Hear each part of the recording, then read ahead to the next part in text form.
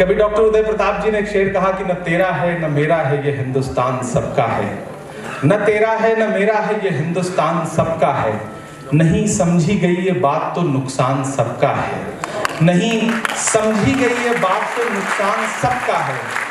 और जो इसमें मिल गई नदियां वो दिखलाई नहीं देती, जो इसमें मिल गई नदियां वो दिखलाई नहीं देती, महासागर बनाने में मगर एहसान सबका है।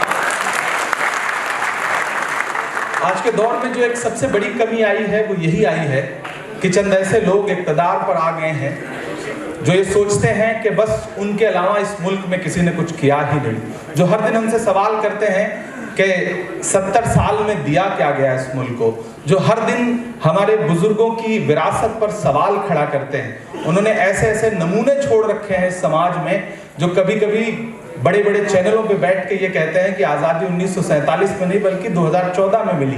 ऐसे ऐसे विजुअल्स, ऐसे ऐसे वीडियोस हमारे सामने तैर रहे हैं। ऐसे वक्त में बहुत ज़्यादा ज़रूरत है कि अलग ऐलान चीख चीख करके चिल्ला चिल्ला करके जो विरासत है, जो हमारी परंपरा है, जो हमारे बुजुर्ग हैं, उनके नामों को, उनके कामों को पूरी दुनिया तक पहुंचाया जाए। ज़रूरत आन पड़ी है।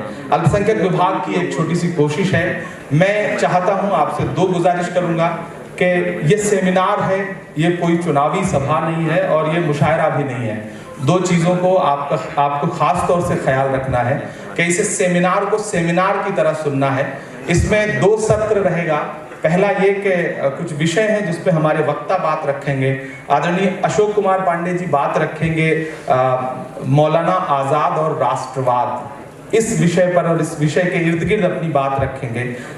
राम पुनियानी जी यहाँ बैठे हुए हैं, वो मौलाना आज़ाद साहब का व्यक्तित्व और उनका जो कृतित्व है और आज़ादी के वक्त का जो देश में माहौल था उस विषय को जोड़ते हुए अपनी बात रखेंगे। और चूंकि एक बड़ा तजुर्बा, एक बड़ी लंबी फहरिस्त यादों की हमारी सबसे बुजुर्ग शख्सियत जो यहाँ पे मौजूद है, मोहसिना किदवई जी, मैं उनसे चाहूँगा कि वो इस विषय के इर्द गिर्द बोलें कि पंडित नेहरू जी, मौलाना आज़ाद साहब और कांग्रेस पार्टी के जो रिश्ते थे उस रिश्ते पर बात रखेंगी तो हम सब उससे फैज़याब होंगे। मैं इस कार्यक्रम को विधिवत शुरू करने चल रहा हूं।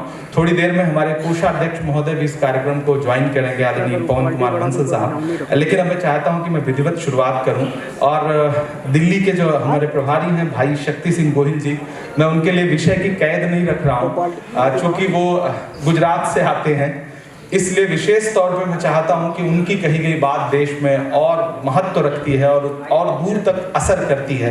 तो मैं बड़ी मोहब्बत से गुजारिश कर रहा हूं मोहतरम शक्ति सिंह गोहिल जी से, जो राज्यसभा सांसद भी हैं और दिल्ली कांग्रेस के प्रभारी भी हैं, उनसे मेरा अनुरोध है कि आप आएँ और अपनी बात रखें ताकि हम इस कार्यक्रम को विधिवत शुरू कर सकें।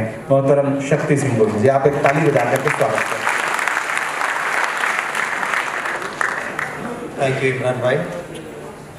हमारी पथदर्शक सीनियर नेता मोहसिना किदवई जी, जिनको सुनना अपने आप में एक फ़ख्र महसूस करने जैसा लगता है, ऐसे हमारे दोनों विद्वान वक्ता राम पुनियानी जी, अशोक भाई जी, जो ऐसे शायर हैं कि जो दिमाग और दिल दोनों पे छा जाते हैं, लोगों को दीवाना कर देते हैं। हमारे माइनॉरिटी डिपार्टमेंट के चेयरमैन मेरे भाई जनाब इमरान भाई, नेता डिसोजा जी, इस सभागृह में मौजूद सभी भाइयों बहनों और साथियों, कहा जाता है ना, सदियों रोती है नरगिस अपनी बेनूरी पे, सदियों रोती है नरगिस अपनी बेनूरी पे, बड़ी मुश्किल से चमन में पैदा होता है दीदार। सदियों में कोई एक ऐसी हस्ती पृथ्वी पर आती है कि जो अपने जीवन से, अपने कर्तव्यों से एक नई फिजा, एक नया माहौल खड़ा करके जाते हैं और फिर सदियों तक हम उन्हें याद करते हैं। मौलाना अबुल कलाम आज़ाद साहब उन हस्तियों में से हैं जो सदियों में आते हैं और सदियों तक लोग उनको याद करते हैं। हम सब की ओर से मैं दिल से मौलाना आज़ाद साहब की इस जन्म जयंती पे श्रद्धा सुमन समर्पित करता हूं।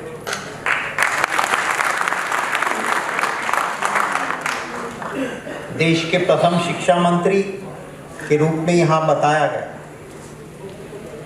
पर 35 साल की उम्र में कांग्रेस के राष्ट्रीय अध्यक्ष अगर कोई बना सबसे कम उम्र में बनने वाले तो मौलाना आज़ाद साहब सिर्फ 35 साल के। इस देश की आज़ादी के इतिहास में अगर कोई महत्व की बात है, कोई सबसे बड़ी मूवमेंट जिसने आज़ादी दिला दी, तो वो मूवमेंट थी क्विट इंडिया मूवमेंट, हिंद छोड़ो। और इस मूवमेंट को चलाई थी अगर किसी पार्टी ने तो कांग्रेस पार्टी थी, और उस मूवमेंट को जब कांग्रेस पार्टी ने चलाई तो क्विट इंडिया मूवमेंट चलाने वक्त कांग्रेस के राष्ट्रीय अध्यक्ष मौलाना आज़ाद साहब।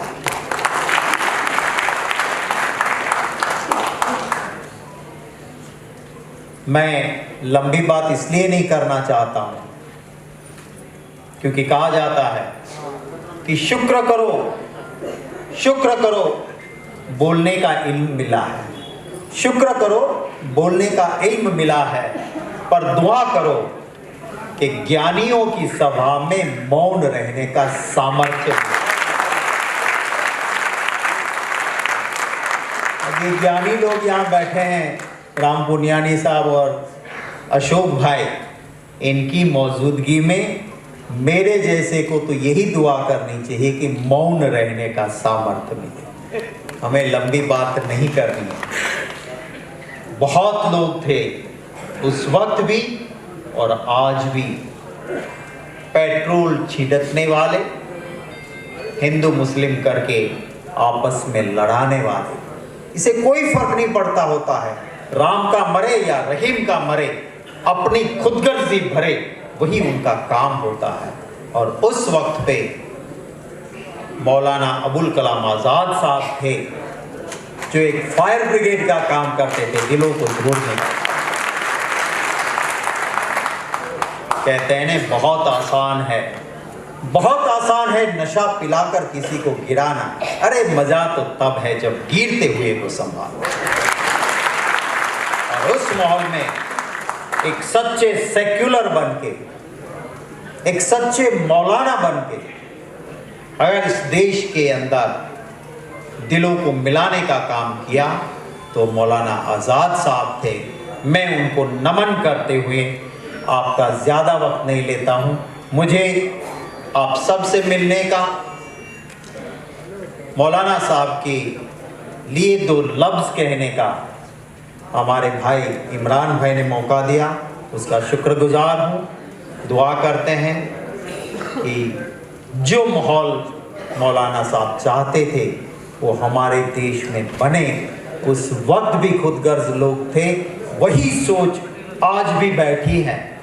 और मैं सिर्फ 2 लाइन कह के, क्योंकि किसी शायर ने लिखा इमरान भाई के बीच में आ जाता हूं तो मेरे अंदर भी कहीं से शायर मचलने लगता है। इसने बहुत अच्छा लिखा है, झूठ बिकता है जुमलों के बाजार में, झूठ बिकता है जुमलों के बाजार में, मुखबिर देशभक्त हो गए।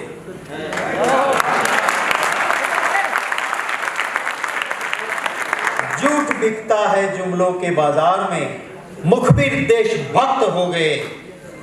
जुमलों के बाजार में आजादी के दीवाने, आजादी के दीवाने देशद्रोही हो गए मोदी तेरे राज में। Thank you.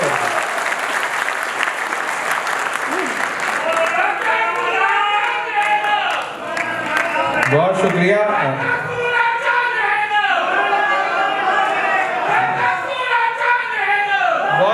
बहुत शुक्रिया। मैं शक्ति भाई का बहुत शुक्रिया अदा करता हूँ। 2 बातें मैं देख रहा हूँ कि ऊपर बहुत सारे साथी खड़े हैं और इस भीड़ में कई सारे ऐसे साथी भी हैं जिन्हें अगली सफ़ों में बैठना था और वो बड़ी खामोशी के साथ पीछे जाके बैठ गए हैं। मैं उनकी इस सादगी को सलाम करता हूँ। तहजीब हाफी का शेर है कि तेरा चुप रहना मेरे जहन में क्या बैठ गया, तेरा चुप रहना मेरे जहन में क्या बैठ गया, इतनी आवाज़ें तुझे दी कि गला बैठ गया, और वो जिसे चाहे उसे पास बिठा ले अपने, इस पे क्या लड़ना फला मेरी जगह बैठ गया। तो आप सारे लोग जिस सादगी के साथ बैठे हैं मैं उस सादगी को सलाम करता हूँ। 2 चीज़ें हैं कि आप सबके मोबाइल में एक साइलेंट का एक ऑप्शन होता है, बराए मेहरबानी आपसे गुजारिश है कि उसे लगा लें, क्योंकि इस भीड़ में जब आपका फ़ोन बजता है तो सारी निगाहें आपकी तरफ मुड़ती हैं और लोग आपको बहुत हिकारत से उस वक्त देखते हैं। तो मुझे मलाल होता है, कश्ती का जिम्मेदार फ़कत नाखुदा नहीं, कश्ती में बैठने का सलीका भी चाहिए। तो हमें कहीं ना कहीं ये बात खुद के अंदर लानी चाहिए। तो मेरी गुजारिश है कि फ़ोन ऑफ कर लें।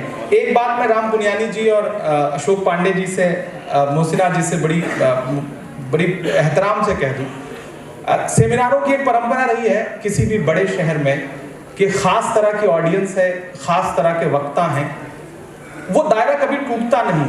इस सेमिनार में मेरी कोशिश ये थी कि मैं वो दायरा तोड़ूं और ऐसी ऑडियंस निकाल के लाऊं, ऐसे श्रोता निकाल के लाऊं जो पहले से सेमिनारों में कम बैठते रहे हैं या नहीं आते रहे। आज आपको अच्छा लगेगा कि इस भीड़ में ऐसी तमाम खवातीन बैठी हैं जो माशाल्लाह हिजाब में हैं, पर्दे में हैं। वो शायद ही घरों से किसी चुनावी या किसी राजनीतिक सभाओं के लिए निकली हों, लेकिन आज मौलाना साहब के एहतराम में उन्होंने हम सब की दावत कबूल की, वो यहाँ आई हैं। मैं उनका भी स्वागत करता हूँ, उनका भी सम्मान करता हूँ। तमाम ऐसे बुजुर्ग भी हैं और मौलाना आज़ाद साहब जैसे हिंदुस्तान का ख्वाब देखते थे वो हिंदुस्तान आज आपको इस सभागार में दिखेगा। हमारे सरदार भाई बैठे हैं, हमारे मुसलमान भाई बैठे हैं, हिंदू भाई बैठे हैं, हमारे ईसाई भाई बैठे हैं। शायद ऐसे ही हिंदुस्तान का ख्वाब मौलाना आज़ाद साहब देखते थे। मैं आइए अब इस कार्यक्रम को और आगे बढ़ाते हुए आपके लिए सूचना दूं कि ये मैंने कहा था 2 सत्र में रहेगा ये कार्यक्रम। पहले सत्र में हमारे वक्ता बोलेंगे और आखिर में हम आपसे भी सवाल लेंगे। 10 मिनट का, 15 मिनट का एक ऐसा सेशन भी चलेगा जब आप सुनिए, सुन करके कुछ सवाल जो आपके जहन में रहे वो अपने तक रखिए। बाद में हम आपके पास तक माइक पहुंचाएंगे और आप हमारे वक्ताओं से आपके दिलो दिमाग में जो शको सुबह होगी, जो बात आप जानना चाहते होंगे, वो सवाल आप पूछेंगे तो हमारे वक्ता अशोक पांडे जी, राम पुनियानी जी उसका जवाब भी देंगे। तो ये सेशन थोड़ा और रोचक हो सकेगा। तो इसके लिए पहली शर्त यही है कि आपको सबको बहुत गंभीरता से सुनना पड़ेगा। सुनेंगे तभी अच्छे सवाल आप गढ़ पाएंगे। और जब आप सवाल पूछें तो उस वक्त सवाल सुनने वाले लोग सवाल के लिए ताली बजाएं, ये आप तभी कर पाएंगे जब आप वक्ताओं को सुनेंगे। आइए मैं इस सत्र को आगे बढ़ाता हूँ और एक ऐसे वक्ता को बुला रहा हूँ जो सरकारी नौकरी में थे, लेकिन पढ़ने लिखने की जिद ऐसी थी और पढ़ने लिखने के बीच में सच लिखने की जिद ऐसी थी कि नौकरी छोड़ दी और लेखन का काम शुरू किया। और पिछले 4-5 साल में अपनी किताबों के जरिए, कश्मीर पर एक किताब उनकी बहुत मशहूर हुई, कश्मीर नामा, और भी कई किताबें, उसने गांधी को क्यों मारा, गांधी जी पर उनकी किताबें पूरे देश में, दुनिया में पढ़ी जा रही हैं। वो हमारे बीच आए हैं आप उन्हें ट्विटर पे, सोशल मीडिया पे, फेसबुक पे, इंस्टा पे, उनके वीडियोस यूट्यूब पे लगातार सुनते हैं और मैं खुद उनका बहुत बड़ा प्रशंसक हूं। उन्हें पढ़ना, उनसे तमाम ऐसे जो प्रोपेगेंडा फैलाए जाते हैं पुराने हमारे बड़ों के लिए, पुरखों के लिए, आज़ादी के सेनानियों के लिए, उनके बारे में जब वो फैक्ट्स रखते हैं तो अकाट्य होते हैं। और मैं ये मानता हूं कि संघ की जो प्रयोगशालाएं हैं अफवाह फैलाने की, उसका इस देश में सबसे अच्छा काउंटर कोई कर रहा है तो अशोक पांडे जी कर रहे हैं। एक बार जोरदार ताली बजाएं। मैं अशोक कुमार पांडे जी से अनुरोध करता हूं कि आप आए और अपनी बात रखें। मोहतरम अशोक पांडे जी। आदरणीय मोहसिना जी, राम पुनियानी सर, शक्ति सिंह जी, नेताजी और नहीं, आवाज़ में पकड़ लूँगा।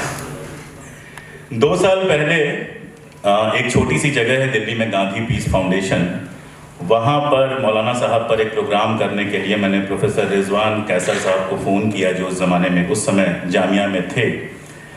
तो उन्होंने मुझसे कहा, अशोक यार तुमको मौलाना की याद कैसे आ गई? मौलाना को तो सब भूले हुए हैं। रिजवान साहब आज नहीं है दुनिया में, कोविड उनको ले गया हमसे। उनका भाषण अगर आप सुनना चाहें तो मेरे ट्विटर अकाउंट पे अभी उनका यूट्यूब वीडियो मैंने थोड़ी देर पहले लोड किया है। तो आज मौलाना साहब के साथ साथ मैं रिजवान साहब को भी याद कर रहा हूँ, जो मौलाना अबुल कलाम आज़ाद पे हिंदुस्तान में नहीं दुनिया भर में सबसे शानदार अथॉरिटी थे। अगर अंग्रेजी में पढ़ सकते हैं तो आप लोग रिजवान साहब की किताब ज़रूर पढ़िएगा। मौलाना साहब पे बातचीत शुरू करने से पहले एक बात मैं ज़रूर कहना चाहूँगा कि अगर कोई ये सोच के बैठा हो कि मौलाना साहब सिर्फ मुसलमानों के नेता थे, तो वो मौलाना साहब के साथ भी अन्याय कर रहा है, इस कौम के साथ भी अन्याय कर रहा है, इस मुल्क के साथ भी अन्याय कर रहा है, और सबसे बड़ा कांग्रेस पार्टी की उस सेकुलर परंपरा के साथ अन्याय कर रहा है, जिस परंपरा में मौलाना साहब भी आते थे, गांधी भी आते थे, नेहरू भी आते थे और तमाम सारे लोग आते थे। वो उस परंपरा को भूल जा रहा है जिसमें शफी अहमद किदवई साहब की हत्या कर दी गई थी, और ये हत्या किसी और ने नहीं की थी, मुस्लिम लीग के लोगों ने की थी। वो इस परंपरा को भूल जा रहा है कि एक तरफ सावरकर कांग्रेसी हिंदुओं को फर्जी नेशनलिस्ट कहते थे, तो दूसरी तरफ लीग वाले यानी जिन्ना साहब कांग्रेसी मुसलमानों को फर्जी नेशनलिस्ट कहते थे। यानी वो उस परंपरा को भूल जा रहा है जो 1857 से लेके 1947 तक हिंदुस्तान के सीने में आग की तरह जलती रही हिंदू मुस्लिम एकता की परंपरा। सब जानते हैं कि मौलाना साहब का जो जन्म हुआ था वो मक्का में हुआ था 1888 में।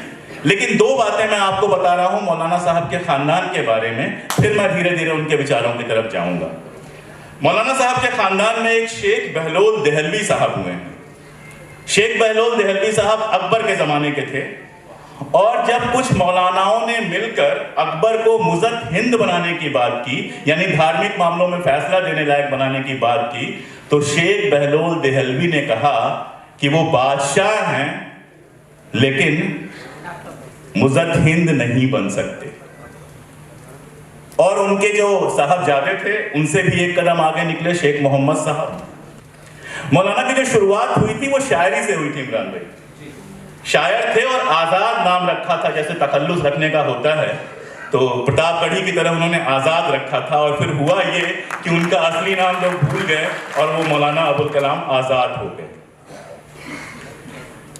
1908 में उनके खानदान के लोग थे वो कलकत्ता आ गए थे, और 1908 में उनके पिता की मौत हुई, पिता की मृत्यु हुई।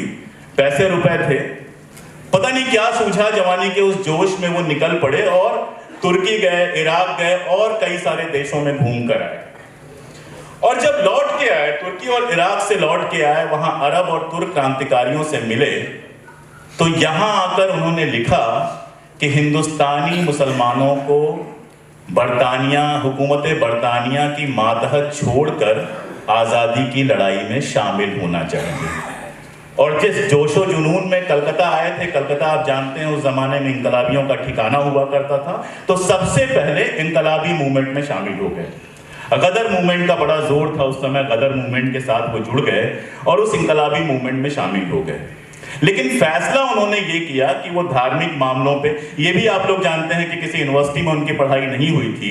उनके जो पिता थे वो ना तो ये चाहते थे कि वो सैयद साहब के कॉलेज में पढ़ें और ना ये चाहते थे कि अंग्रेजी जिस तरह की शिक्षा है वो लें, इसलिए घर में ही उनको अरबी की और कुरान की और बाकी सारे धर्मशास्त्र की शिक्षा दी गई थी। तो 1912 में अपना पहला काम उन्होंने शुरू किया, अल हिलाल करके अखबार निकाला। आप अगर मौलाना साहब को पढ़ना शुरू करेंगे तो वो कहीं और की थ्योरी लेके नहीं आते हैं, वो कुरान के माध्यम से समझाते हैं कि कुरान कैसे सबके साथ मिलजुल के रहने की बात करती है। वो बताते हैं कि ये समझ ही गलत है कि हिंदुस्तान में दो कौमें रहती हैं। यहां से मैं अपने सब्जेक्ट पे आ रहा हूं, नेशनलिज्म के मामले पे। अगर आजादी की लड़ाई में आप देखेंगे तो नेशनलिज्म की पूरी लड़ाई क्या थी? नेशनलिज्म की लड़ाई यह थी कि एक तरफ अल्लामा इकबाल साहब, सर सैयद ने सीधे तो नहीं कहा था लेकिन इशारों में बहुत कुछ कहा था, और बाकी सारे लोग ये कहने की कोशिश कर रहे थे कि हिंदुस्तान में दो कौमें हैं और दो कौमें जो हैं वो दो अलग अलग नेशन स्टेट बनाती हैं, दो अलग अलग राष्ट्र बनाती हैं, दो अलग अलग मुल्क बनाती हैं। अगर आप अल्लामा इकबाल साहब का लॉजिक पढ़ेंगे तो वो कहते हैं कि इस्लाम जो है वो किसी और दीन के साथ, किसी और धर्म के साथ रह ही नहीं सकता। और उनका बहुत खूबसूरत जवाब कहीं किसी और जगह से नहीं आया, मदनी साहब ने दिया, मौलाना हसन मदनी साहब ने जवाब दिया। और मौलाना हसन मदनी साहब ने कुरान के सफ़े पलट डाले और यह साबित कर दिया कि यह बिल्कुल गलत बात है और यह सिर्फ एक पॉलिटिकल तमाशा है कि मुसलमान हिंदुओं के साथ नहीं रह सकता। आप देखिए इसके ठीक बगल में क्या हो रहा था। ठीक बगल में हमारे विनायक दामोदर सावरकर 5 बार माफी मांगकर जेल से निकलने के बाद, जहां जेल में जाने से पहले वो 1857 में कसीदे पढ़ रहे थे बहादुर शाह जफर के, जहां जेल में जाने से पहले वो जब किस्से सुना रहे थे आपको अवध के, तो वहां के मौलानाओं के संघर्ष के बारे में, अजीमुल्लाह साहब के संघर्ष के बारे में पूरी इज्जत के साथ बात कर रहे थे। वो जेल से निकल के आने के बाद, और यहां इस हाल में जितना मेरा रिसर्च है, मैं ये दावा करता हूं कि जैसे भाई परमानंद आर्य समाज वाले, उनके सामने ये शर्त रखी गई थी कि आप कांग्रेस में और गदर पार्टी में शामिल नहीं होंगे, ऐसी ही कोई शर्त रखी गई थी। And he was working as a British agent. और जेल से बाहर आने के बाद उन्होंने क्या किया, 1924 में हिंदुत्व लिखा। और हिंदुत्व पूरी किताब क्या कहती है? एक लाइन में कहती है कि हिंदू और मुसलमान दो कौमें हैं। गोयल साहब गुजरात से आते हैं। अहमदाबाद में जो 1937 में पहली हिंदू महासभा की मीटिंग हुई जिसमें वो प्रेसिडेंट थे, उसमें उन्होंने कहा कि हिंदू और मुसलमान दो अलग अलग कौमें हैं। ये मिला जुला नेशनलिज्म था। इसी के खिलाफ अंग्रेजों ने दो राक्षस खड़े किए, एक तरफ जिन्ना को खड़ा किया और एक तरफ सावरकर को खड़ा किया। और इसीलिए मैंने बताया कि दोनों के नंबर 1 दुश्मन जो थे वो कौन थे? वो कांग्रेस के लोग थे। सावरकर बाकियों के बारे में कुछ नहीं कहते हैं। मुस्लिम लीग, अगर आप उनके अध्यक्षीय भाषण पढ़ेंगे तो मुस्लिम लीग के बारे में 2-4 गालियां देके निकल जाते हैं, लेकिन हर प्रेसिडेंशियल एड्रेस में 5-5 पेज, 6-6 पेज सिर्फ कांग्रेस के बारे में लिखा है। और सिर्फ कांग्रेस के नहीं, कांग्रेस से जब फॉरवर्ड ब्लॉक बन गई सुभाष चंद्र बोस ने, आज संघी बहुत शोर करते हैं कि सावरकर और सुभाष चंद्र बोस की दोस्ती और वगैरह वगैरह। अगर आप आरएसएस की वेबसाइट पे या फिर बीजेपी की वेबसाइट पे या फिर सावरकर की अपनी जो ऑफिशियल वेबसाइट है उस पे जाके सावरकर के भाषणों का वो कलेक्शन डाउनलोड कर लें तो आप देखेंगे कि फॉरवर्ड ब्लॉक बनने के बाद, पहले वो अकेले कांग्रेस को गाली देते थे, फॉरवर्ड ब्लॉक बनने के बाद कांग्रेस और फॉरवर्ड ब्लॉक दोनों को गालियां देना शुरू करते हैं। ऐसे माहौल में 1923 में पहली बार मौलाना आजाद को कांग्रेस का नेशनल प्रेसिडेंट बनाया गया। जैसा कि शक्ति भाई ने बताया, उस समय उनकी उम्र सिर्फ 35 साल थी। और कांग्रेस में कैसे कैसे स्टारवार्ट्स थे? मोतीलाल नेहरू, मदन मोहन मालवीय, पटेल, ऐसे ऐसे स्टारवार्ट्स के बीच में उनको तब प्रेसिडेंट बनाया गया जब कांग्रेस टूटने के खतरे में थी, जब हालत यह थी कि परिवर्तनवादियों और परिवर्तन विरोधियों के बीच में इतना बड़ा गैप आ चुका था कि लोगों को लगता था कि शायद कांग्रेस टूट जाएगी। उस समय उन्होंने रामगढ़ अधिवेशन में एक भाषण दिया। रामगढ़ में अधिवेशन हुआ 1923 में, और उसमें मौलाना आज़ाद ने भाषण दिया। वो भाषण कहीं मिले तो ज़रूर पढ़िए। अगर आप चाहें तो मैं उसका एक छोटा सा हिस्सा कोशिश करता हूँ पढ़ देने का, अगर मुझे मिल जाता है। वो जाने दीजिए, ढूंढने और पढ़ने में पूरा फ्लो खत्म हो जाएगा। उस भाषण में उन्होंने दो बातें बहुत साफ कही। पहली बात, उन्होंने उसी नेशनलिज्म की दोहराई जिसकी वो लगातार कर रहे थे, और दूसरी बात जो उन्होंने कहा वो कहा कि अगर आज देश को कोई आजादी दिला सकता है, और अगर आज कोई ऐसी पार्टी है जो दोनों कौमों को साथ लेकर चल सकती है, तो वो सिर्फ कांग्रेस है। अगर छोटी मोटी चीजों के चलते हम कांग्रेस को तोड़ देंगे तो देश की आजादी का मूवमेंट ही खतरे में नहीं पड़ेगा, बल्कि हिंदुओं और मुसलमानों का अस्तित्व भी खतरे में पड़ जाएगा। जब वो 1920 के 1914 के आसपास गांधी से उनकी मुलाकात हुई थी। 18 जनवरी 1920 को उनकी मुलाकात हुई थी हकीम अजमल खान के घर पर गांधी से। हकीम अजमल खान उस मुलाकात का किस्सा सुनाते हैं और बताते हैं कि उसमें पटेल साहब भी थे, शौकत अली और उनके भाई भी थे, और खुद मौलाना भी थे। उस समय गांधी ने पहली बार उनको अहिंसा और सत्याग्रह के रास्ते में बताया। और हकीम साहब कहते हैं कि जहां बाकी लोग अभी सोच ही रहे थे, कई दिनों बाद बाकी लोगों ने फैसला लिया।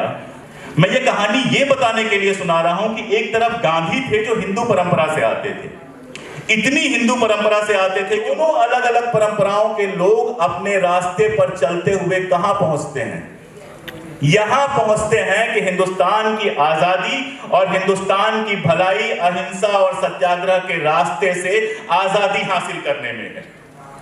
ये उस नेशनलिज्म का स्रोत था जिस नेशनलिज्म की मैं लगातार बातें कर रहा हूं। अल हिलाल पर जब प्रतिबंध लगा दिया गया, अगले ही 2 महीने बाद उन्होंने नया अखबार निकाला और अंग्रेजों को समझ में आ गया कि इस तरह से इनको नहीं रोका जा सकता, तो उनको कलकत्ता से दरबदर कर दिया गया, शहर बदर कर दिया गया, और ले जाकर रांची में उनको नजरबंद कर दिया गया। लेकिन सब लोग नजरबंदी और गिरफ्तारी में माफी नहीं मांगते हैं। कुछ सच के वीर होते हैं जो गिरफ्तारी और नजरबंदी में भी अपना काम जारी रखते हैं। दिल्ली में जामा मस्जिद में बुलाया गया स्वामी श्रद्धानंद को भाषण देने के लिए। यह पहला मौका था जामा मस्जिद की तामीर से लेके अब तक जब कोई हिंदू नेता अंदर गया था और भाषण देकर आया था। और जब पुलिस गिरफ्तार करने आई तो श्रद्धानंद के चारों तरफ मुसलमानों ने घेरा बना लिया था और गिरफ्तार नहीं कर पाई थी। अंग्रेजों को दर्द तो होना ही था, और जब ये दर्द हुआ तो कुछ मौलानाओं को पकड़ा गया। देखिए, ये टीवी पे जो हमारे मौलाना आते हैं गालियां खाने के लिए, ये हमेशा से रहे हैं। तो ऐसे कुछ मौलानाओं को पकड़ा और पकड़ के कुछ अखबारों में लिखवाया और कुछ बयानात जारी करवाए कि ये कुरान के खिलाफ है, ये इस्लाम के खिलाफ है, कि जामा मस्जिद के अंदर बुलाकर भाषण करवाया गया एक हिंदू नेता का। रांची में बंद थे, उनको ये खबर पहुंची और रात भर में एक किताब लिख डाली। और जब मौलाना साहब की किताबें हमारे जैसों को तो समझ में नहीं आती, क्योंकि कुरान कभी पढ़ा नहीं है, तो बहुत सारी चीजें समझ में नहीं आती हैं, इतनी अरबी उसमें होती है। लेकिन अगर आप लोग पढ़ सकते हैं तो पढ़िए। वो पूरी किताब जो है वो कुरान के उद्धरणों से भरी हुई है, और वो सारा कुछ कह के वो चुनौती देते हैं कि अब कोई मौलाना आए और साबित करे कि ये गलत था। और इतना ही नहीं करते हैं, जब वहां पर अंजुमन इस्लामिया बनाते हैं तो उस अंजुमन इस्लामिया में बाकायदा हिंदुओं को दावत देते हैं। और इतना ही नहीं करते हैं, उस नजरबंदी में भी जामा मस्जिद से हर शुक्रवार को तकरीर करना शुरू करते हैं जुमे की नमाज के साथ। और जुमे की नमाज की वो जो तकरीरें थी, आप लोग सोचिए, रोंगटे खड़े हो जाएंगे। जितने मुसलमान सुनने आते थे उतने ही हिंदू भी सुनने आते थे। तो मेरे दिमाग में हमेशा एक सवाल उठता है कि एक तरफ जिन्ना साहब थे, वो जिन्ना साहब जो अंग्रेजी सूट पहनते थे, शानदार अंग्रेजी बोलते थे, लंदन से विलायत से वकालत पढ़ के आए थे, जिनको मुझे लगता है कभी कुरान पढ़ने का मौका नहीं मिला, जिनका इस्लाम से कोई खास वास्ता नहीं था, हम सब जानते हैं 1940 के पहले तक। और जो पोस्टर बॉय थे हिंदू मुस्लिम एकता के, लगभग नास्तिक और पोस्टर बॉय, वो वहां तक जाते हैं कि हिंदू और इस्लाम के नाम पर, हिंदू और मुसलमान के नाम पर खून खराबा कराते हैं, पाकिस्तान बनाते हैं। दूसरी तरफ हमारे ये मौलवी साहब थे, मौलाना साहब थे, जिनकी अंग्रेजी तो खुद से उन्होंने बाद में सीखी, और जिनकी सारी ट्रेनिंग जो हुई थी वो इस्लामी परंपरा में हुई थी। पिता मौलाना, नाना मौलाना हज करने गए थे, वहां वहीं बस गए मक्का में पिता तो वहां पैदा हुए, यानी मक्का में तो पैदा ही हुए थे अबुल कलाम आजाद। उस इस्लामी परंपरा से आते हैं, दाढ़ी रखते हैं, शेरवानी और अचकन पहनते हैं, पूरी तरह से देख के कोई कह देगा, कपड़ों से उनको पहचाना जा सकता है मोदी जी के शब्दों में। और उस परंपरा से आने वाले मौलाना साहब हिंदू मुस्लिम एकता के अलंबरदार बनते हैं। इस्लामिक परंपरा से आने वाले मौलाना साहब लगातार कह रहे थे कि नहीं, ये जो लीग तुम्हें सब्ज़बाग दिखा रही है वो सब्ज़बाग तुम्हारे लिए नहीं है। लेकिन लोग सुनने को तैयार नहीं थे, लोग उनके साथ नहीं आए। लोगों ने मुस्लिम लीग को चुना। मौलाना साहब की भाषा इतनी शानदार थी, एक हिस्सा मैं पढ़ने की राय चाहूंगा, हालांकि यह अल-हिलाल में उन्होंने लिखा था ये सब होने से पहले, लेकिन उस समय भी लागू होता है और असल में आज भी लागू होता है, इसलिए मैं चाहूंगा इसको जरूर सुन लिया जाए। वो कहते हैं, मुसलमानों की सारी मुसीबत उनकी गफलत और गलत एतमाद की लाई हुई है। वे रुपया देने के लिए, गाड़ियां खींचने के लिए, फूलों के हार पहनाने के लिए तो तैयार रहते हैं, लेकिन मुड़कर ये नहीं देखते कि जो उनसे चूना और गारा लिया जा रहा है वो मस्जिद की तामीर में लगाया जा रहा है या कि मैखाने की दीवार में। और इसके आगे कहते हैं कि जबकि इस्लाम ने हर मुसलमान को लीडर बनने की आजादी दी हुई है, तो मेरी समझ में नहीं आता है कि पागलों की तरह वे इस या उस लीडर के पीछे क्यों भागते हैं। मैं बहुत विनम्रता से यहाँ जो मेरे दोस्त बैठे हुए हैं, भाई बैठे हुए हैं, उनसे मैं कहूँगा कि मौलाना के इस कहे को दोबारा याद कीजिए जब क़यादत के नाम पे तमाशा फिर से हो रहा है। लेकिन अंत में वही हुआ, 1947 में देश बटा, और जब देश बटा तो हालत ये हुई, जो जामा मस्जिद वाला वो भाषण मैं यहाँ पे पढ़ना नहीं चाहता हूँ। मैं इमरान साहब से चाहूँगा कि अगर वक्त इजाज़त दे तो हाँ, उस भाषण को पूरा पढ़ लीजिए, बहुत बहुत ज़रूरी है वो भाषण। और हुआ क्या, मुस्लिम लीग चली गई। जिना साहब टाटा बाय बाय कहते हुए यहाँ के मुसलमानों से कह गए कि अब तुम हिंदुस्तान के लायल हो जाओ। ऐसा कैसे होता? 15 साल से आप यहाँ के मुसलमानों में जहर भर रहे थे कि हिंदू तुम्हारा दुश्मन है, गांधी तुम्हारा दुश्मन है, जवाहर तुम्हारा दुश्मन है, ये सारे तुम्हारे दुश्मन है। ऐसा कैसे होता कि 1947 के बाद वो बंदा तुरंत के तुरंत इन्हीं सारे लोगों का लायल हो जाता? आप जिन्होंने क़यादत का वादा किया था वो हवाई जहाज में बैठ के कराची के महल में रहने चले गए। यहाँ के मुसलमानों को किन जानवरों के भरोसे छोड़ के गए थे? न होते गांधी, न होते नेहरू, न होते मौलाना, तो इन हिंदू सभाइयों ने और आरएसएस वालों ने क्या हाल किया होता यहाँ पे? अगर उस क़यादत पे मौलाना आजाद सवाल उठाते हैं तो क्या गलत उठाते हैं? क्या वही अपराध नहीं है कि आज तक मुसलमानों से देशभक्ति का प्रमाण लिया जाता है? जिन मुसलमानों के बीच मौलाना साहब हुए, जिन मुसलमानों के बीच मदनी साहब हुए, सैफुद्दीन किचलू साहब हुए, शेख अब्दुल्ला हुए, उन मुसलमानों से आज हम सवाल करते हैं। और कौन सवाल करते हैं? वो जो जेल में 5 बार माफिया मांगने के बाद रिहा होकर आए थे, और वो सिर्फ इसलिए मांग पाते हैं क्योंकि मुस्लिम लीग और हिंदू महासभा की वो साजिश कामयाब हो गई जो अंग्रेज चाहते थे। हिंदुस्तान 2 टुकड़ों में बट गया। सोच के देखिए, अगर यहाँ से लेके कराची, सिंध, बलूचिस्तान तक और उधर पूरा बांग्लादेश और सब कुछ एक होता तो आज हम कितनी बड़ी ताकत होते। और आज कोई मुसलमान से कोई सवाल नहीं करता। मुझे लगता है कि एक और जोर की ताली बजनी चाहिए अशोक जी को। बहुत शुक्रिया अशोक कुमार पांडे जी, कई ऐसे तथ्यों से पर्दा उठाने के लिए और कई ऐसे बेबाक सच बोलने के लिए जो ज़रूरी है इस दौर में बोले जाने चाहिए। और इसी बीच एक खूबसूरत इजाफा ये हुआ है कि आज के इस कार्यक्रम के बहुत मोहतरम मेहमान जिन्हें मैं इस कार्यक्रम की अध्यक्षता के तौर पर मैंने शुरू से प्रस्तावित कर रखा था, ऐसे कांग्रेस पार्टी के कोषाध्यक्ष और नेहरू जी के सपनों का शहर, नेहरू जी के ख्वाबों की ताबीर वाला शहर चंडीगढ़, वहाँ के 4 बार सांसद रह चुके, इस देश के रेल मंत्री रह चुके और वर्तमान में कांग्रेस के कोषाध्यक्ष का पद संभाल रहे मोहतरम पवन कुमार बंसल साहब तशरीफ लाए हैं। एक बार जोरदार ताली बजाएं उनके लिए। और मैं शहनवाज से गुजारिश करूंगा कि बुके भेंट करके उनका स्वागत करें, उनका खैर मकदम करें।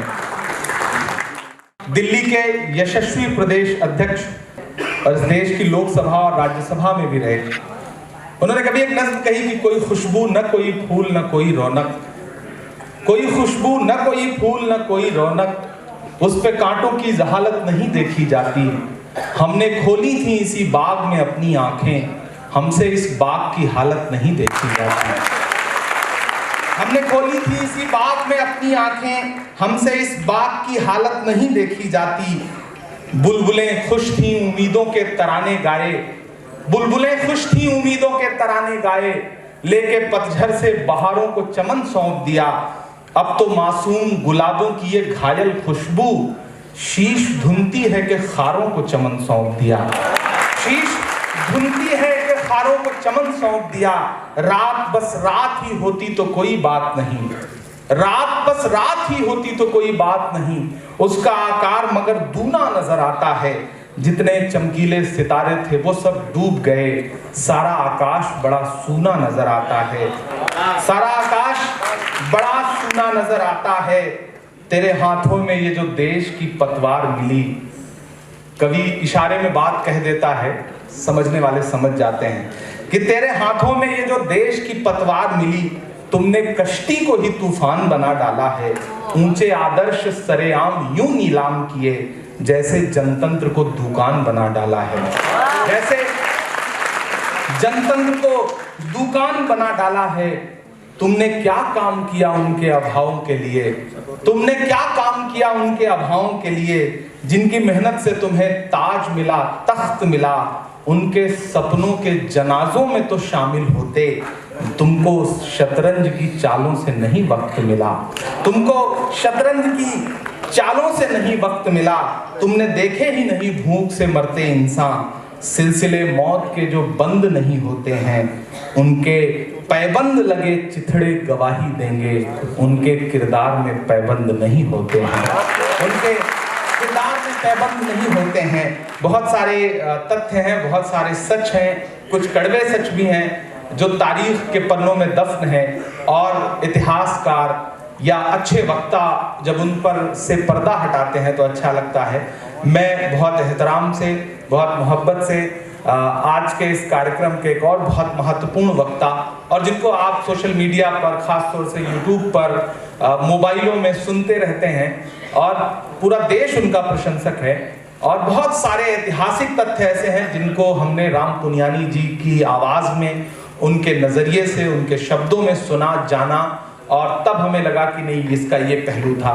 मैं बहुत एहतराम से जनाब राम पुनियानी जी को बुला रहा हूं, जो महाराष्ट्र से हमारे बीच में चल कर के आए हैं।